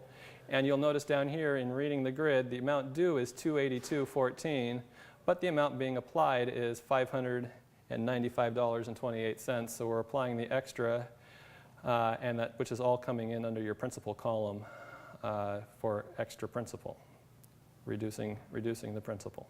As I mentioned, the payment method is optional. There's a large list of options that you can choose there. The option that you select will sometimes change these two fields over here. And so by default, it's the check number and bank routing number. If we change it to a money order, it becomes a money order number instead. If we change it to credit card, it does become a credit card and expiration date field. Again, these are still optional. It's just for your tracking purposes. In a situation where they're not paying enough, so in this case, let's say $200. Okay, $200 as the payment amount. Now that's insufficient to pay off, in this case, the charges that are due for June 1st. So what we have a choice now is how we want to disperse that payment. We can accept the system defaults, which are currently set up to pay the principal and interest first, and then pay any escrow if there's enough left over. In this case, we don't have any left over, so escrow is not being paid. I can override that default distribution by choosing the Edit Disperse option. I can then choose to move some of this money down to escrow if I want to pay the escrow first. That just broke. So this would be what? Let's use a calculator. We've got the F7 calculator. We'll put in $200 minus the $1,250 equals $187.50, and then we can put the extra $12. As it currently is, you'll notice the unapplied is $12.50, waiting for us to specify as soon as my mouse will give me control where the other $12.50 needs to go. So at this point, I would not be allowed to save this payment because we've got unapplied funds that need to be applied somewhere. So now that our unapplied is zero, we're paying off that escrow, and the regular payment is being shorted, and it's still going to be open for the difference. Approximately a little bit less than $100 is still going to be due for this payment number 27 regular payment. And so it allows us to disperse the funds between escrow, fees, and principal as needed. If we had multiple escrow entries open, we can use the grid down here to move it to whatever escrow charge we wanted to pay off. And so in this case, there was only one, but if there were two, I could put this $12.50 on another escrow line if I choose to. You'll also notice, again, the payment instructions or any warning messages are being displayed for you on the screen down here underneath the instructions section. So if you had any calendar warnings, those would appear there as well and would take precedence over these instructions. And if I try to use a credit card type on this, or as the payment method, if I choose to use personal check, it's going to give me a message that says there are payment instructions that indicate otherwise. Once you've saved a payment, I'll go ahead and save this payment now. Once a payment has been saved, you can print a receipt. If I tried to preview or print the receipt prior to saving the payment, it would tell me that I need to save it first. This will prevent you from printing any receipts that have not yet happened. But then if you preview, oops, I'm using a Word receipt, which is fine. That just opens up Word. We'll talk about Word mail merge a little bit later. But here's their receipt in Word that we could provide to that borrower. If we're using the internal reports, which we've seen a little bit more frequently, then it just brings up the usual print preview for that receipt. We could then hand this to this borrower before they left so that they had a receipt of their payment. And there are a number of different receipt options. Just like anything in forms maintenance, you've got full control over these receipts. There are several that are set up for you by default. They can be modified, and we'll look at that a little bit more in the forms maintenance section. And last but not least, your payment entry defaults. Back in your management company window, we have your payment entry defaults, which are here in the upper right-hand corner. This allows you to first specify how you want the default order to apply between fees, principal, and escrow. Interest, of course, will always be taken before principal, but will happen in that same general section. So you can specify that order, and you can choose any of the 9 options there for, not quite 9, 7 options for the order of how principal, interest, and escrow and fees can apply. And then the other one is your application, your payment application, either future or principal reduction, whichever one is more common for how you're entering your payments. Again, it will be just a default. You can always override in the payment entry window.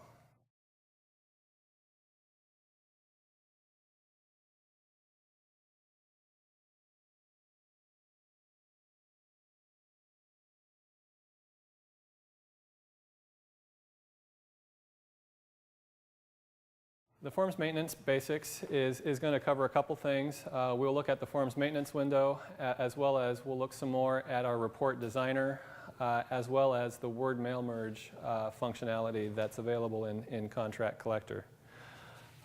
So first of all, there are a number of different report types for your various letters. Basically, each letter has its own report type that it will be using, and that will designate which window can print it from. So in other words, your delinquent letters can be printed from your delinquent notice window, and your invoices can be printed from your contract invoicing notice window.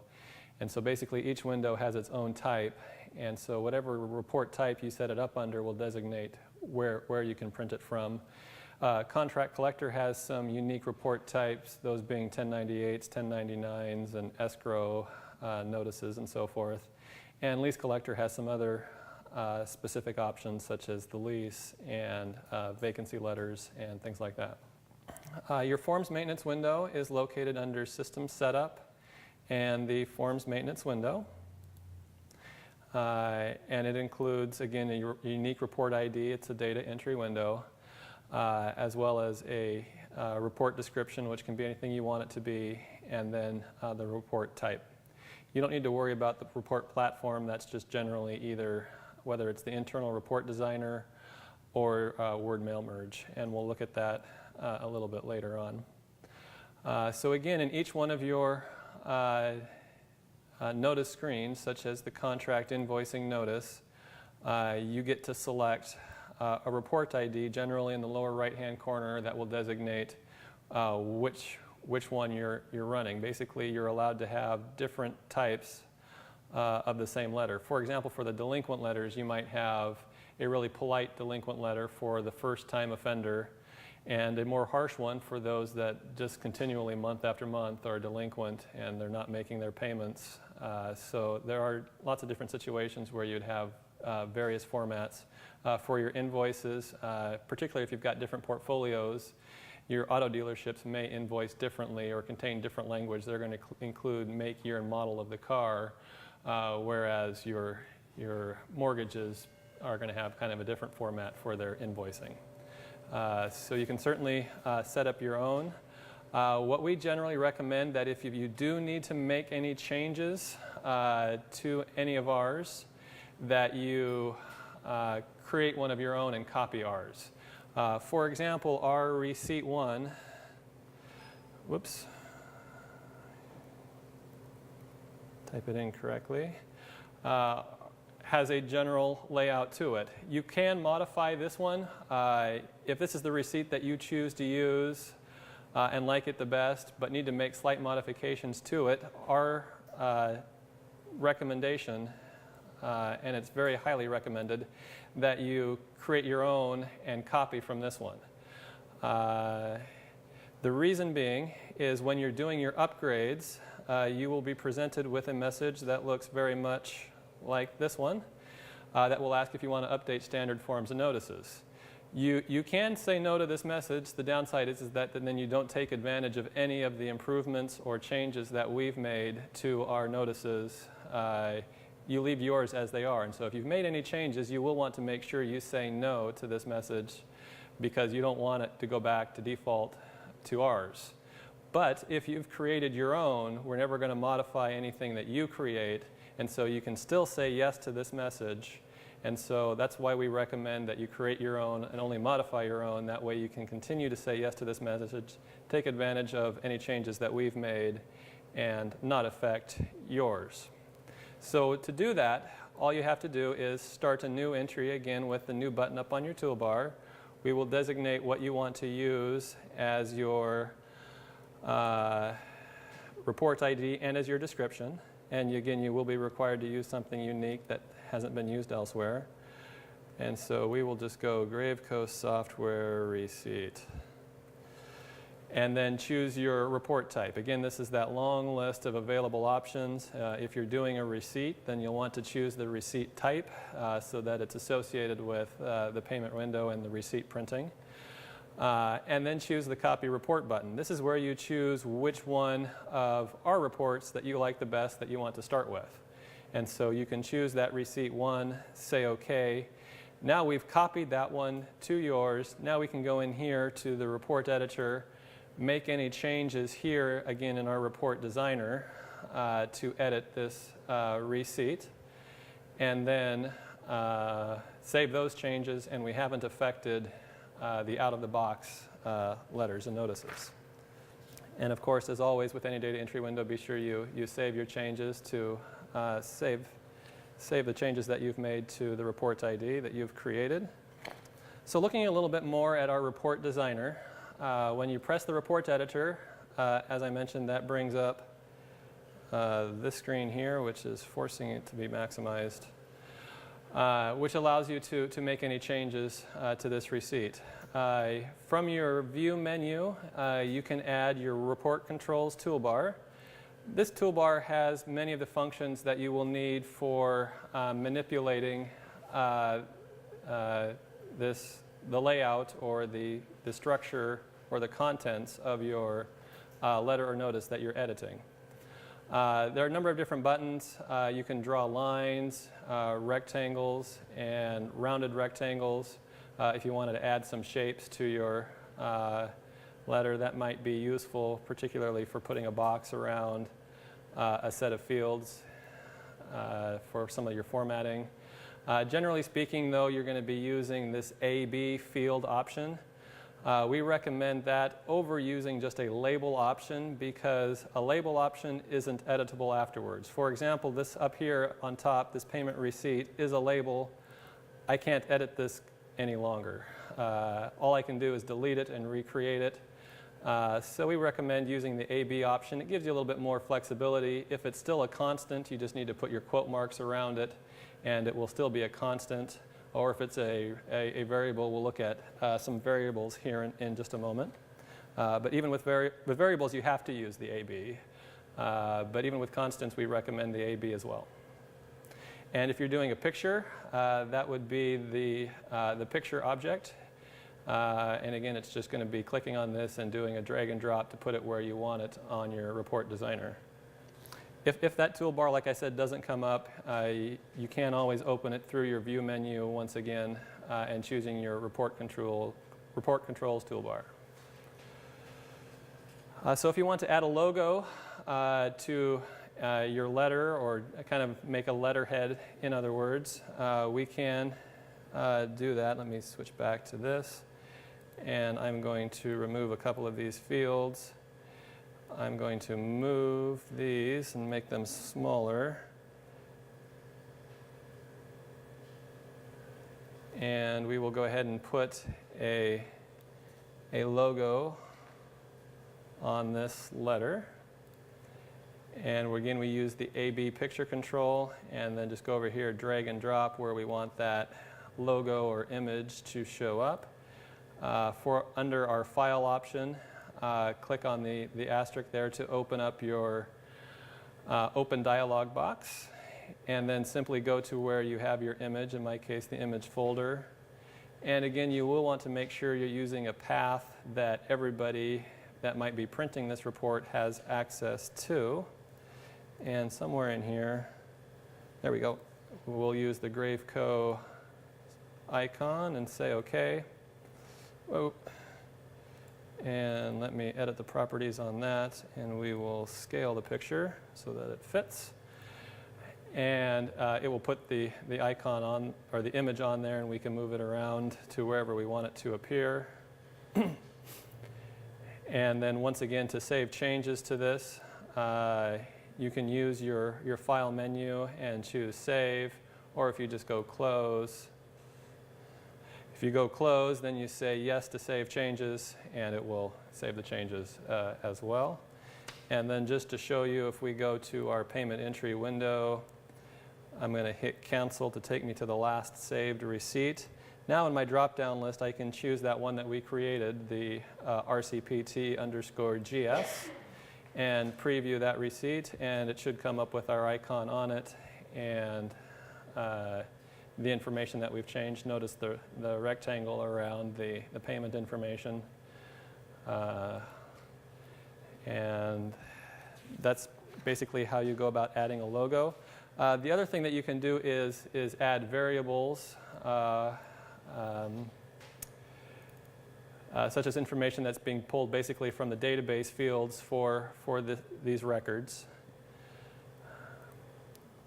The easiest way to access that information, that gets a little bit more technical in nature because it requires you have some knowledge of the database fields. But you have access to what is called the database environment. If you do your right mouse click, you'll notice that comes up as part of the shortcut menu. Or if you go up to View, there's a database environment option.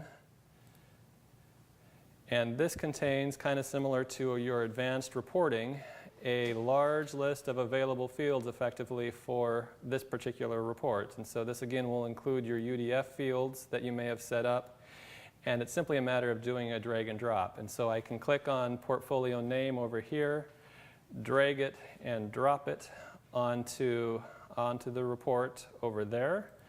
It automatically adds a caption to the left-hand side. Generally, you're going to want to delete those. And it also puts a temporary file name on the front of the field. And so you'll notice if I look at the expression, which I got to by doing a double left mouse click on that field, it's got a temporary file name here at the beginning. You will want to remove that if you use that drag and drop. remove that temporary file name, including the period, so that it just has the field name there, which in this case is folio_name.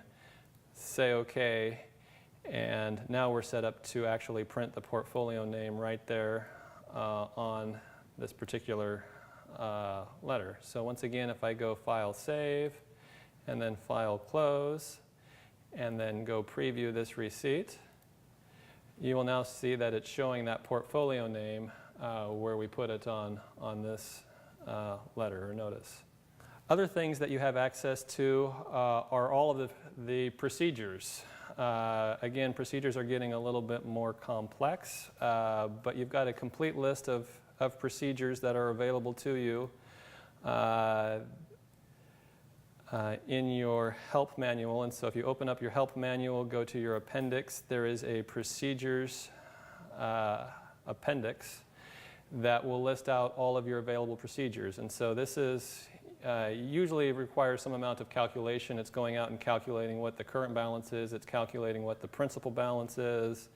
It's going and finding the current interest rate, something like that. And so it's a procedure that's accessing information. It's not just a direct database field that can be added. And so in this case, we'll use the current rate. And so what I can do is even just copy right from here that text, and I will then go out to my Forms Maintenance window again and bring it up in the Forms Editor. And instead of payment method, I'm just going to change this to current rate or interest rate.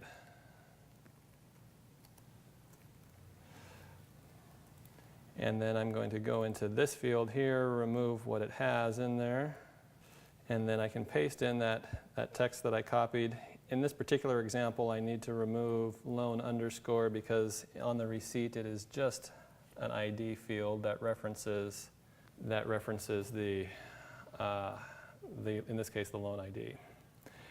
So I say OK to that, and you can see how this is somewhat technical in nature, needing to know that information. But now I can save that information. We'll go File Close, and again we'll go Preview. And if you get that error message, you did something wrong. So let me go back again, and it's so small on my screen I can't read it, but that should be an ID. There we go, that looks better. So File Save, File Close, and preview again, and I need to do one more thing. It's set up not to show the interest method or the payment method. It has a print when that I needed to have removed. So because that was blank, it didn't happen. Removed there. We also need to remove that from here.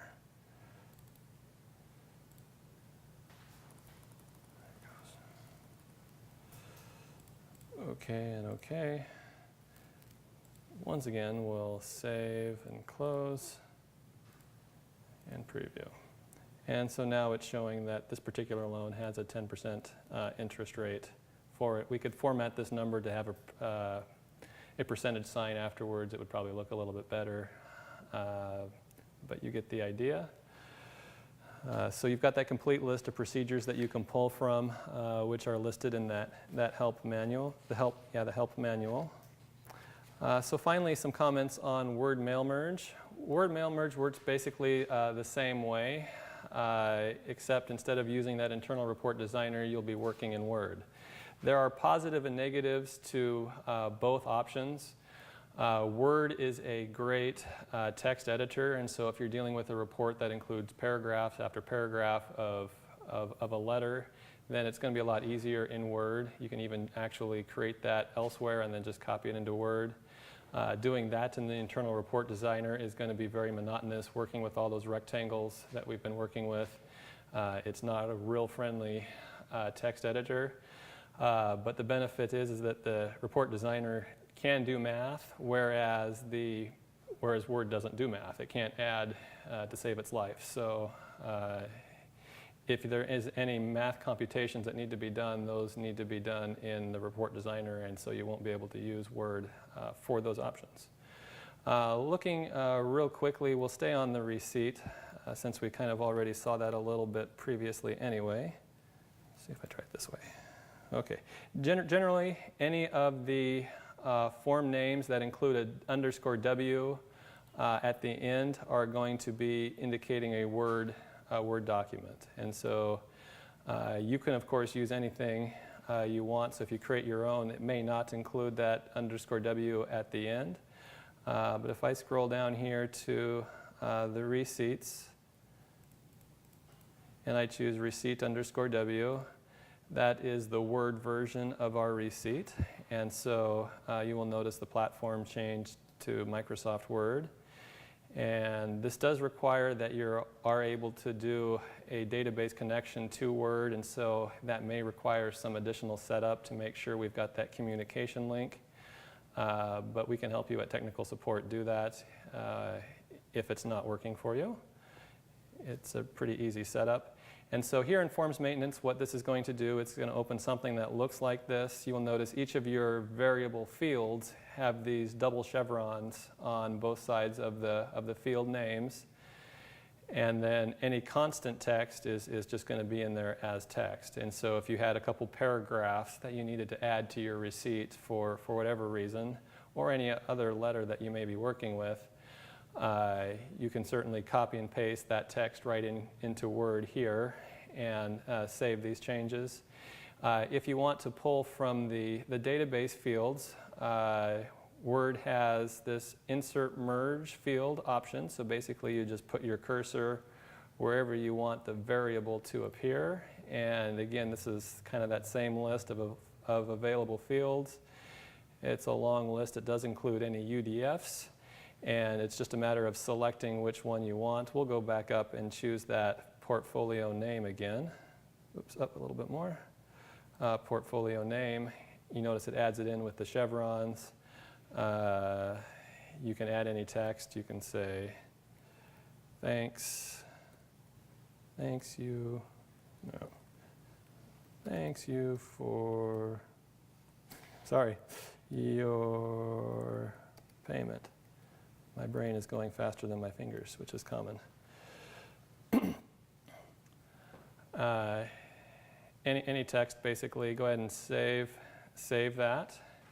And then if we close that, and if we go back to, in this case, the payment entry window, we can choose that receipt. And again, I modified one of our common out-of-the-box ones. Generally speaking, you're not going to want to do that if you're going to be making modifications. Copy the receipt underscore W and make your modifications to your own so that you can say yes to updating forms and notices. But we just kept it simple. And so now when I go and preview this receipt, now it's merged in the data since I'm previewing it from the receipt process. And it says Capital Finance Group, thanks you for your payment. Generally speaking, when you're previewing it with the merged payment, the merged data, you're going to want to make sure that you say no to saving changes. It's not a huge deal if you say yes, but basically what it's asking is if you want to save that database of information, and you don't really want to save that because it's going to be different next time. So generally speaking, you'll want to say no to that message, but if you say yes, it won't hurt you either. And finally, just to show one more example in the Word mail merge, I'm going to go to my contract notices and to my contract invoicing notice, which I guess I already had open, and look at the Word one and preview that.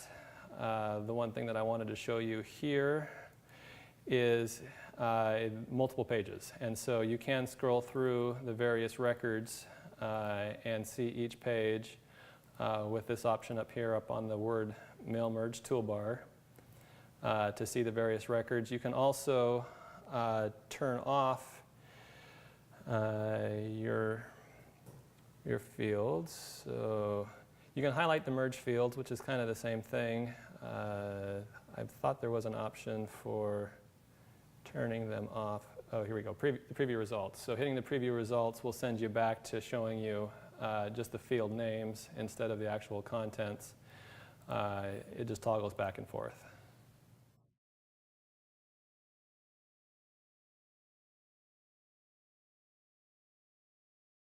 And of course, because each version of Word is a little bit differently, depending on which version of Word you're using, yours might look a little bit different.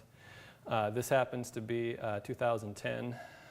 2007 looks a little bit different, and 2003 really looks different, but you can do it in all three versions of Words depending on what you have.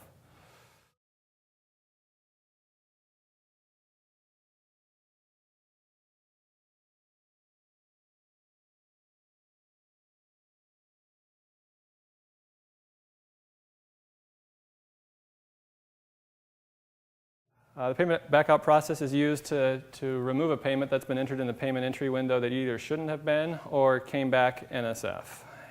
And so there are a couple of different reasons why you might be doing a backout. It could be, like I said, it came back NSF, or maybe there was some kind of user error that happened. Those are really the two reasons why you're doing a backout.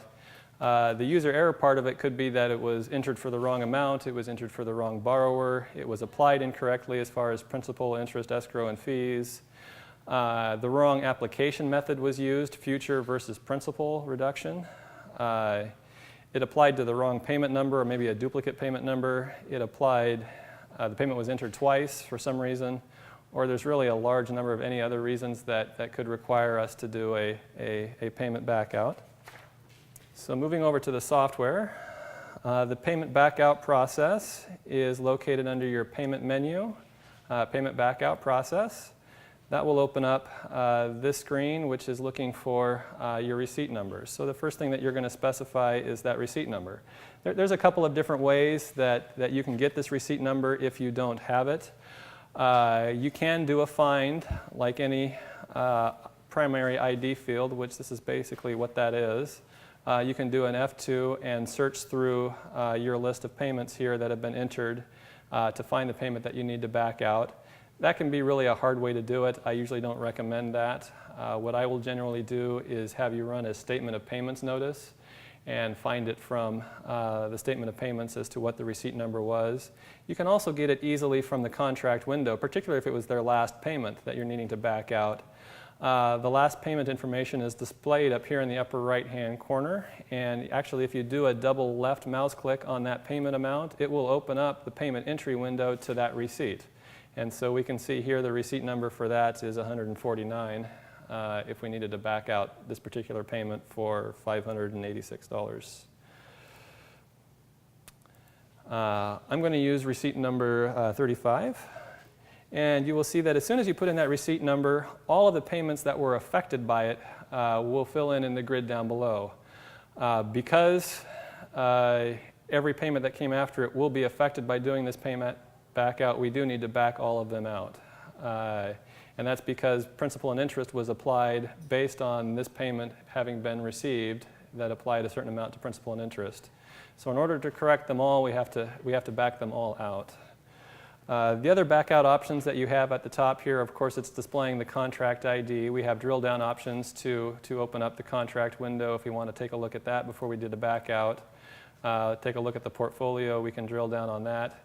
We also can set the backout reason. This is where you're going to choose NSF or other if the reason that you're backing it out is at NSF. You can set the backout date, and we have a relatively new option for backing the payments out of the original payment batches in the lower left corner. So I'm going to go ahead and back them out of the original batches. Since I'm doing this, the backout date really doesn't matter. In the case of an NSF check, you're going to want to use the date that the bank posted it as NSF, and so that's probably going to be today's date or some date in the past. Other than that, it really doesn't matter what you use as a payment backout date. The system will do some error checking for you to make sure it doesn't conflict with other things. But generally, you can use pretty much any date for your backout date. If you're going to be reposting to the same batches, then this information is going to get cleaned up for you, and you probably won't see this date anywhere anyway. So now that I've checked that, I can go ahead and hit the backout button, and the backout button is going to ask two questions. The first is it's going to confirm that you're sure that you want to do this backout. you can say yes or no to this message. You have to say yes to eventually continue anyway. So we'll say yes. And then the next message is, do we want to save it for reposting or not? The answer to this is going to depend on what we're going to do later. It depends on what mistakes were made and what we're trying to correct. In some cases, we're going to say no, and we're going to go re-enter the payments in the payment entry window. In some cases, we're going to want to say yes, particularly if we're wanting to repost them back to their original batches. So I'm going to go ahead and say yes. And then you may or may not get this message. This is warning you that there were some principal reducing charges, or in other words, payments that were made using the principal reduction option that may have created some system adjustments that you may need to take a look at. And we'll look at an example of that here in just a moment. So we say OK to that message. And then it's backed out those payments now, and now it's waiting for you to repost eventually. And so this is where we go make corrections either here or somewhere else so that we can then repost these payments. In this case, I'm just going to take a simple situation, and we're going to change this first future payment that was made and make that a principal reduction payment. In this case, it was made for what was due, so that's not going to make any difference as to how these payments are posted. But in this simple example, it will show us that we can then go save that change, first of all, with that save option, and that will change how it was posted up here. And then once I've made my corrections, then at this point I'm ready to press the repost button and repost all of those payments. It will tell me that it was successful or not. And then it will go back to a blank screen waiting for the next payment back out. Generally, you just close the window at that point. And so in a simple situation, that's all the more difficult a back out is. There's generally more involved to it, unfortunately, because they're just more complicated than that. There's a number of different cleanup techniques that you might use. Some of those might include deleting open ledger entries from the receivables window. If there are, for example, a duplicate ledger entry that you need to delete, you may need to go delete that before you repost. Particularly if you're deleting their regular payment charges, you may need to reset their next payment date and number in the contract window. Or a third item that we may do for cleanup is to adjust those principal reduction receivables. Again, you receive that message when you do your back out that's warning you that you may need to go manually adjust those. Sometimes you do, sometimes you don't. That's why the system doesn't do it for you automatically. It just warns you that they exist, and you need to consider that before you repost. In general, we recommend that before you do go repost, that you go back to the contract window and make sure everything is in order before you repost, so that you know that you're actually ready to repost those payments. You may notice the balance is still out of whack. Some payment date or number isn't set correctly, and you'll want to catch that again before you repost, because otherwise then you'll have to just back it out again and start over, or make a situation possibly even worse.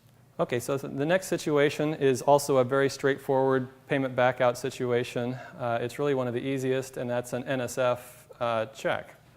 So in your software, again, you'll be going to your payment back out process. And in this case, the payment that came back NSF is, let's first look at the contract. So in the contract window, we have this contract, C302, Greeting Cards Plus. And they have made an NSF payment, which was the last payment that we received. And so we can look at that up here. It's receipt number 172 that was made on June 2nd. And so we've got information now from the bank that says that this came back NSF. And so what we want to do then is use that receipt number here in the payment back out process. We'll put it in 172. It brings up that information for us to confirm that we're on the correct payment that we want to back out. It was the last payment that was made. There are no receipts after it. So the next thing that we need to do is just set it to NSF. We can specify an NSF charge. We don't have to. We can leave that at 0 and not charge if we don't want to, or if that was created somewhere else. Maybe you created the NSF charge manually. Maybe you don't want to charge an NSF charge for whatever reason. You don't have to. But this will automatically edit ledger, add a charge for $50 for the NSF charge code. So what we can do now at this point, notice that there's no more checkbox. You don't really want to back this out of the original batch down here like we had before. So at this point, we're ready to go ahead and press back out. It will again ask us to confirm that we want to back out this payment. We will say yes. And it will still ask us if we want to save the transactions to a temporary batch for reposting. There are, again, some situations with an NSF check, particularly if there were payments that came afterwards. Maybe they paid by check and with a money order on the same day. The money order came after. Obviously, only the personal check is going to bounce. Money orders generally don't bounce. So you don't have to, but you're going to need to repost that money order. And so in that case, you would probably still say yes to save it for reposting. You would remove just the personal check and then repost the money order. And so it still could be either way. In this case, we're going to go ahead and say no because we don't want to save that payment for reposting. The window will come back blank at that point. We can close that, close the payment entry window. And then if we go run a statement of payments, because I made changes in other windows, I recommend pressing cancel to make sure we're updating with the most recent information in here since it was open in the background. And we'll go out and we'll run a statement of payments notice for this contract. For the date range, I'm going to set it to May 1st. I think that should be fine. And we'll preview that. And this will include the statements that all the payments that have been made this year, including the payment that came back NSF and the line that we added for the NSF payment back out. And so it will show as a negative payment on your statement of payments, indicating that it was an NSF payment. And your principal balance now goes back up to what it was prior to that payment to reflect that they now still owe you for that payment number 14. And if we look at what that looks like in the payment entry window, you'll notice that this screen comes up with the payment that was due on 6/1 still, and so it's looking to collect payment again for payment number 14. And now it's also looking to collect that $50 NSF fee that we added through the back out process. I'm going to go through 3 other examples, reasons why you might be doing NSF backouts. The first one will be a situation where a future payment was entered as principal reduction. So in other words, they came in, they made a double payment. Their intention was to pay this month and next month, but you entered it as principal reduction, and so their next regular payment is still due next month, and they call in and say, no, that's not what I intended. I don't want to pay next month. I'm going out of town. I'm not going to be here, whatever reason that may be. They wanted it applied as future payments instead. So we'll look at that example first, and then example 2 and 3 is, well, 2 is that the payment was all applied to principal, and 3 that it all went to interest.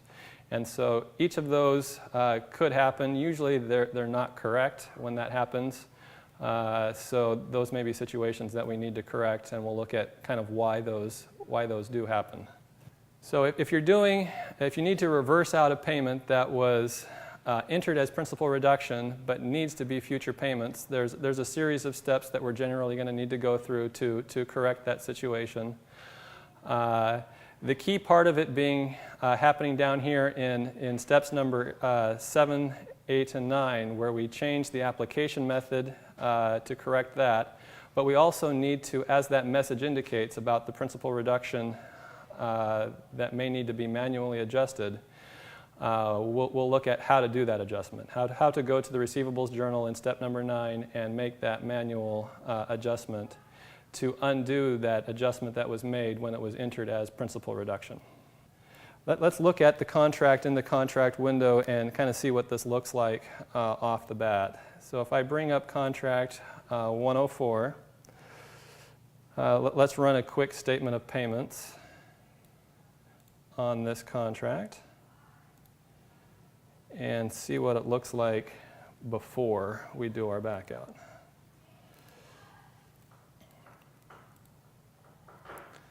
And so I know that's a little bit hard to read, and so I will make it bigger for you.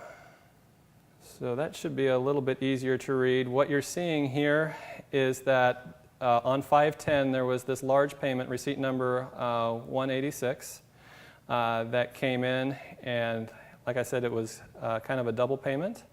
and the extra went to reducing principal. And so we can see that there's a large principal amount that was applied here. And they call in and say, no, my intention was to pay the next payment as well, not just have a large payment for this month. So we go back to the software, and we're going to go to the payment back out process and put in receipt number 186. And it brings up this payment in here. Notice that was entered as principal reduction. It should have been future payments. So again, we're going to back this out of the original payment batch so that we don't affect the batch totals for that date. And then we're going to press the back out button and say yes and yes. It's going to give us that message about that principal reducing charges that we need to go address. And so we'll say OK to that. And so now this payment is waiting here to be reposted since we saved it for reposting. So the first thing that I'm going to do is first change it to future payments so that when we come back to repost it, it will be set up to go as a future payment instead of as a principal reduction payment. The next thing that I need to do is go deal with that adjustment. And the easiest way to find that is to go to your ledger, look at open entries, and it's going to list all of your open entries. And in this case, the one that I need to adjust is this 287. When you're looking at this receipt, or this receivable rather, you're going to notice that there was a charge. There was a system-made adjustment underneath it. This was the adjustment to increase it so that we could put the entire principal reduction payment on this one entry, the same payment number 4, and so that we could collect the full payment on it. Then the lines below that are your back out. So you've got your 2 payment lines and then 2 back out lines. These will be cleaned up automatically by the system when we go repost, and we'll see that in just a minute. But what I need to do at this point is undo this adjustment. And so to undo that adjustment, I can press the adjustment button. I can then specify any date I want. Generally, we recommend the same date that was used for the original charge, or the same date that was used for the adjustment. Keeps it on the same date, particularly for accrual accounting. That might be really important. Generally speaking, though, it's not. Any date is fine. So now I'm going to put in a negative $976.69 adjustment. Notice up top that will bring them back down to their regular charge amount for this regular payment. I can save that entry. Now we've undone that principal reducing charge. This will allow the system to apply the way that we really wanted to do it the first time, which was as a future payment. So now I can come back here to my back out process, and we are ready to use the repost button on the payment back out process to repost that payment. It will tell us that they all went back successfully. And generally I recommend, as soon as you finish doing a repost, is to make sure that it did post the way that you want it to by checking a statement of payments.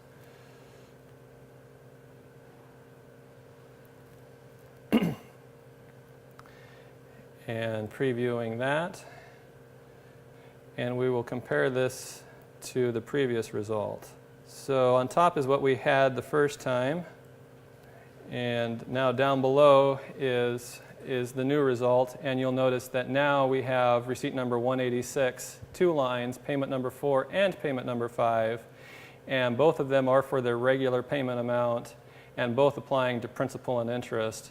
And as a result, we've got a lot less for their new principal balance than we had up above, because we didn't have this huge amount go to reducing principal.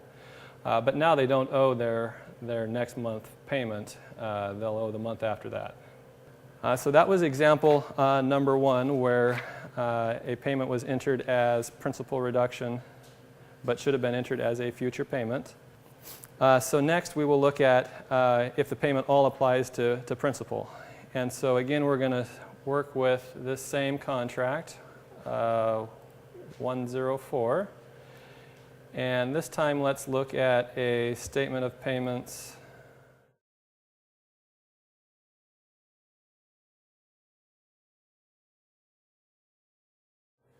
So you'll notice in here, if we look at this line right here, that everything went to principal on this particular payment. Right there. Let me highlight that better for you. It all went to principal, nothing went to interest. That could be legitimate in many situations. Oftentimes it's because something went wrong. Typically every payment will break down principal and interest in most situations. So at this point we need to go correct this entry. So to do that, we are going to back out this receipt number 183. So if we go back into the software and go to our payment backout process and put in 183, it's going to bring up the payments that came after it as well, and so those are being affected obviously because too much went to principal.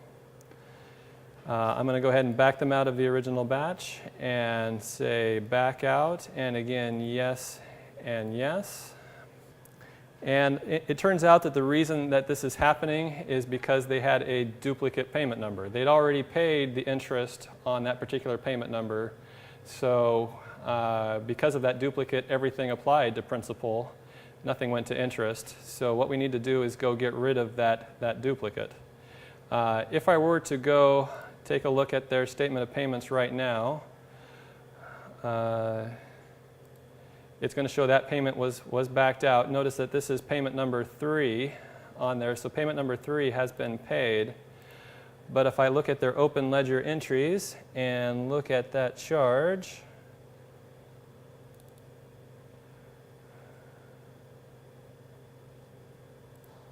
no, I'm sorry, we have a duplicate.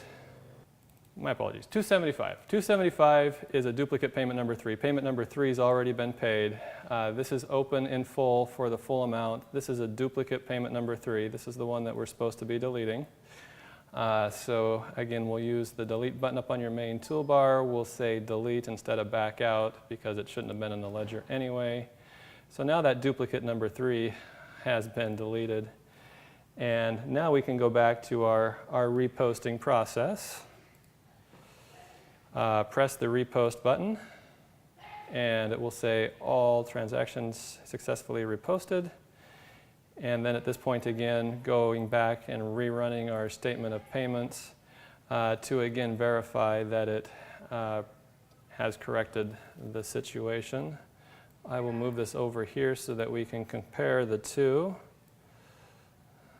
directly. And if I slide this down a little bit and scroll down, you will now see that we don't have a duplicate payment number 3 any longer. So now there's just one payment number 3 showing up over here. We've got the correct information happening down here. Notice that it's now filled in interest amount for that payment that came in as afterwards, payment number 4. And so we've corrected that situation of there being a duplicate payment. Okay, and example number 3 is the reverse, where everything goes to interest instead of, and nothing goes to principal. So to look at that example, we will bring up contract 105. And again, we'll start with the statement of payments notice. Generally, that's what clues us into the fact that we have a problem. And so if I preview that, I will again copy it over so that we can compare the before and after. So here's the before. You will notice these last 2 payments, everything applies to interest instead of there being a breakdown between principal and interest. So again, we'll just mark that with an arrow here so we can see it later. basically right there, payment or receipt number 181 is the one that started off the problem. And the reason that this is happening, you will also notice, is because we skipped payment number 3. Because we skipped that payment, we bypassed all of the interest that should have been collected on that payment. And so because that one is missing right there, we're missing the interest that would have come between those two entries, which creates a backlog of interest that they need to then catch up. But we shouldn't have skipped that payment. So what we will do to correct that is we're going to go back out receipt number 181. So in your payment back out process, we will specify 181. It will again specify all the payments that came in afterwards, which are these two payments that all went to interest. I will say back them out of the original batches and say yes and yes to our messages. And then at this point, we can go back to the contract window. I want to look just at open entries, and it will display the entries, in this case, that we need to correct, which in this case are all of them. And so we're going to start with, the reason being is we need to reinsert payment number 3 and get that created first, and then pay the ones that came after that. So what we're going to do is we're actually going to delete all 3 of these entries. So this is payment number 4. We're going to delete that. We're going to delete payment number 5. And we're going to delete the last one, which is payment number 6.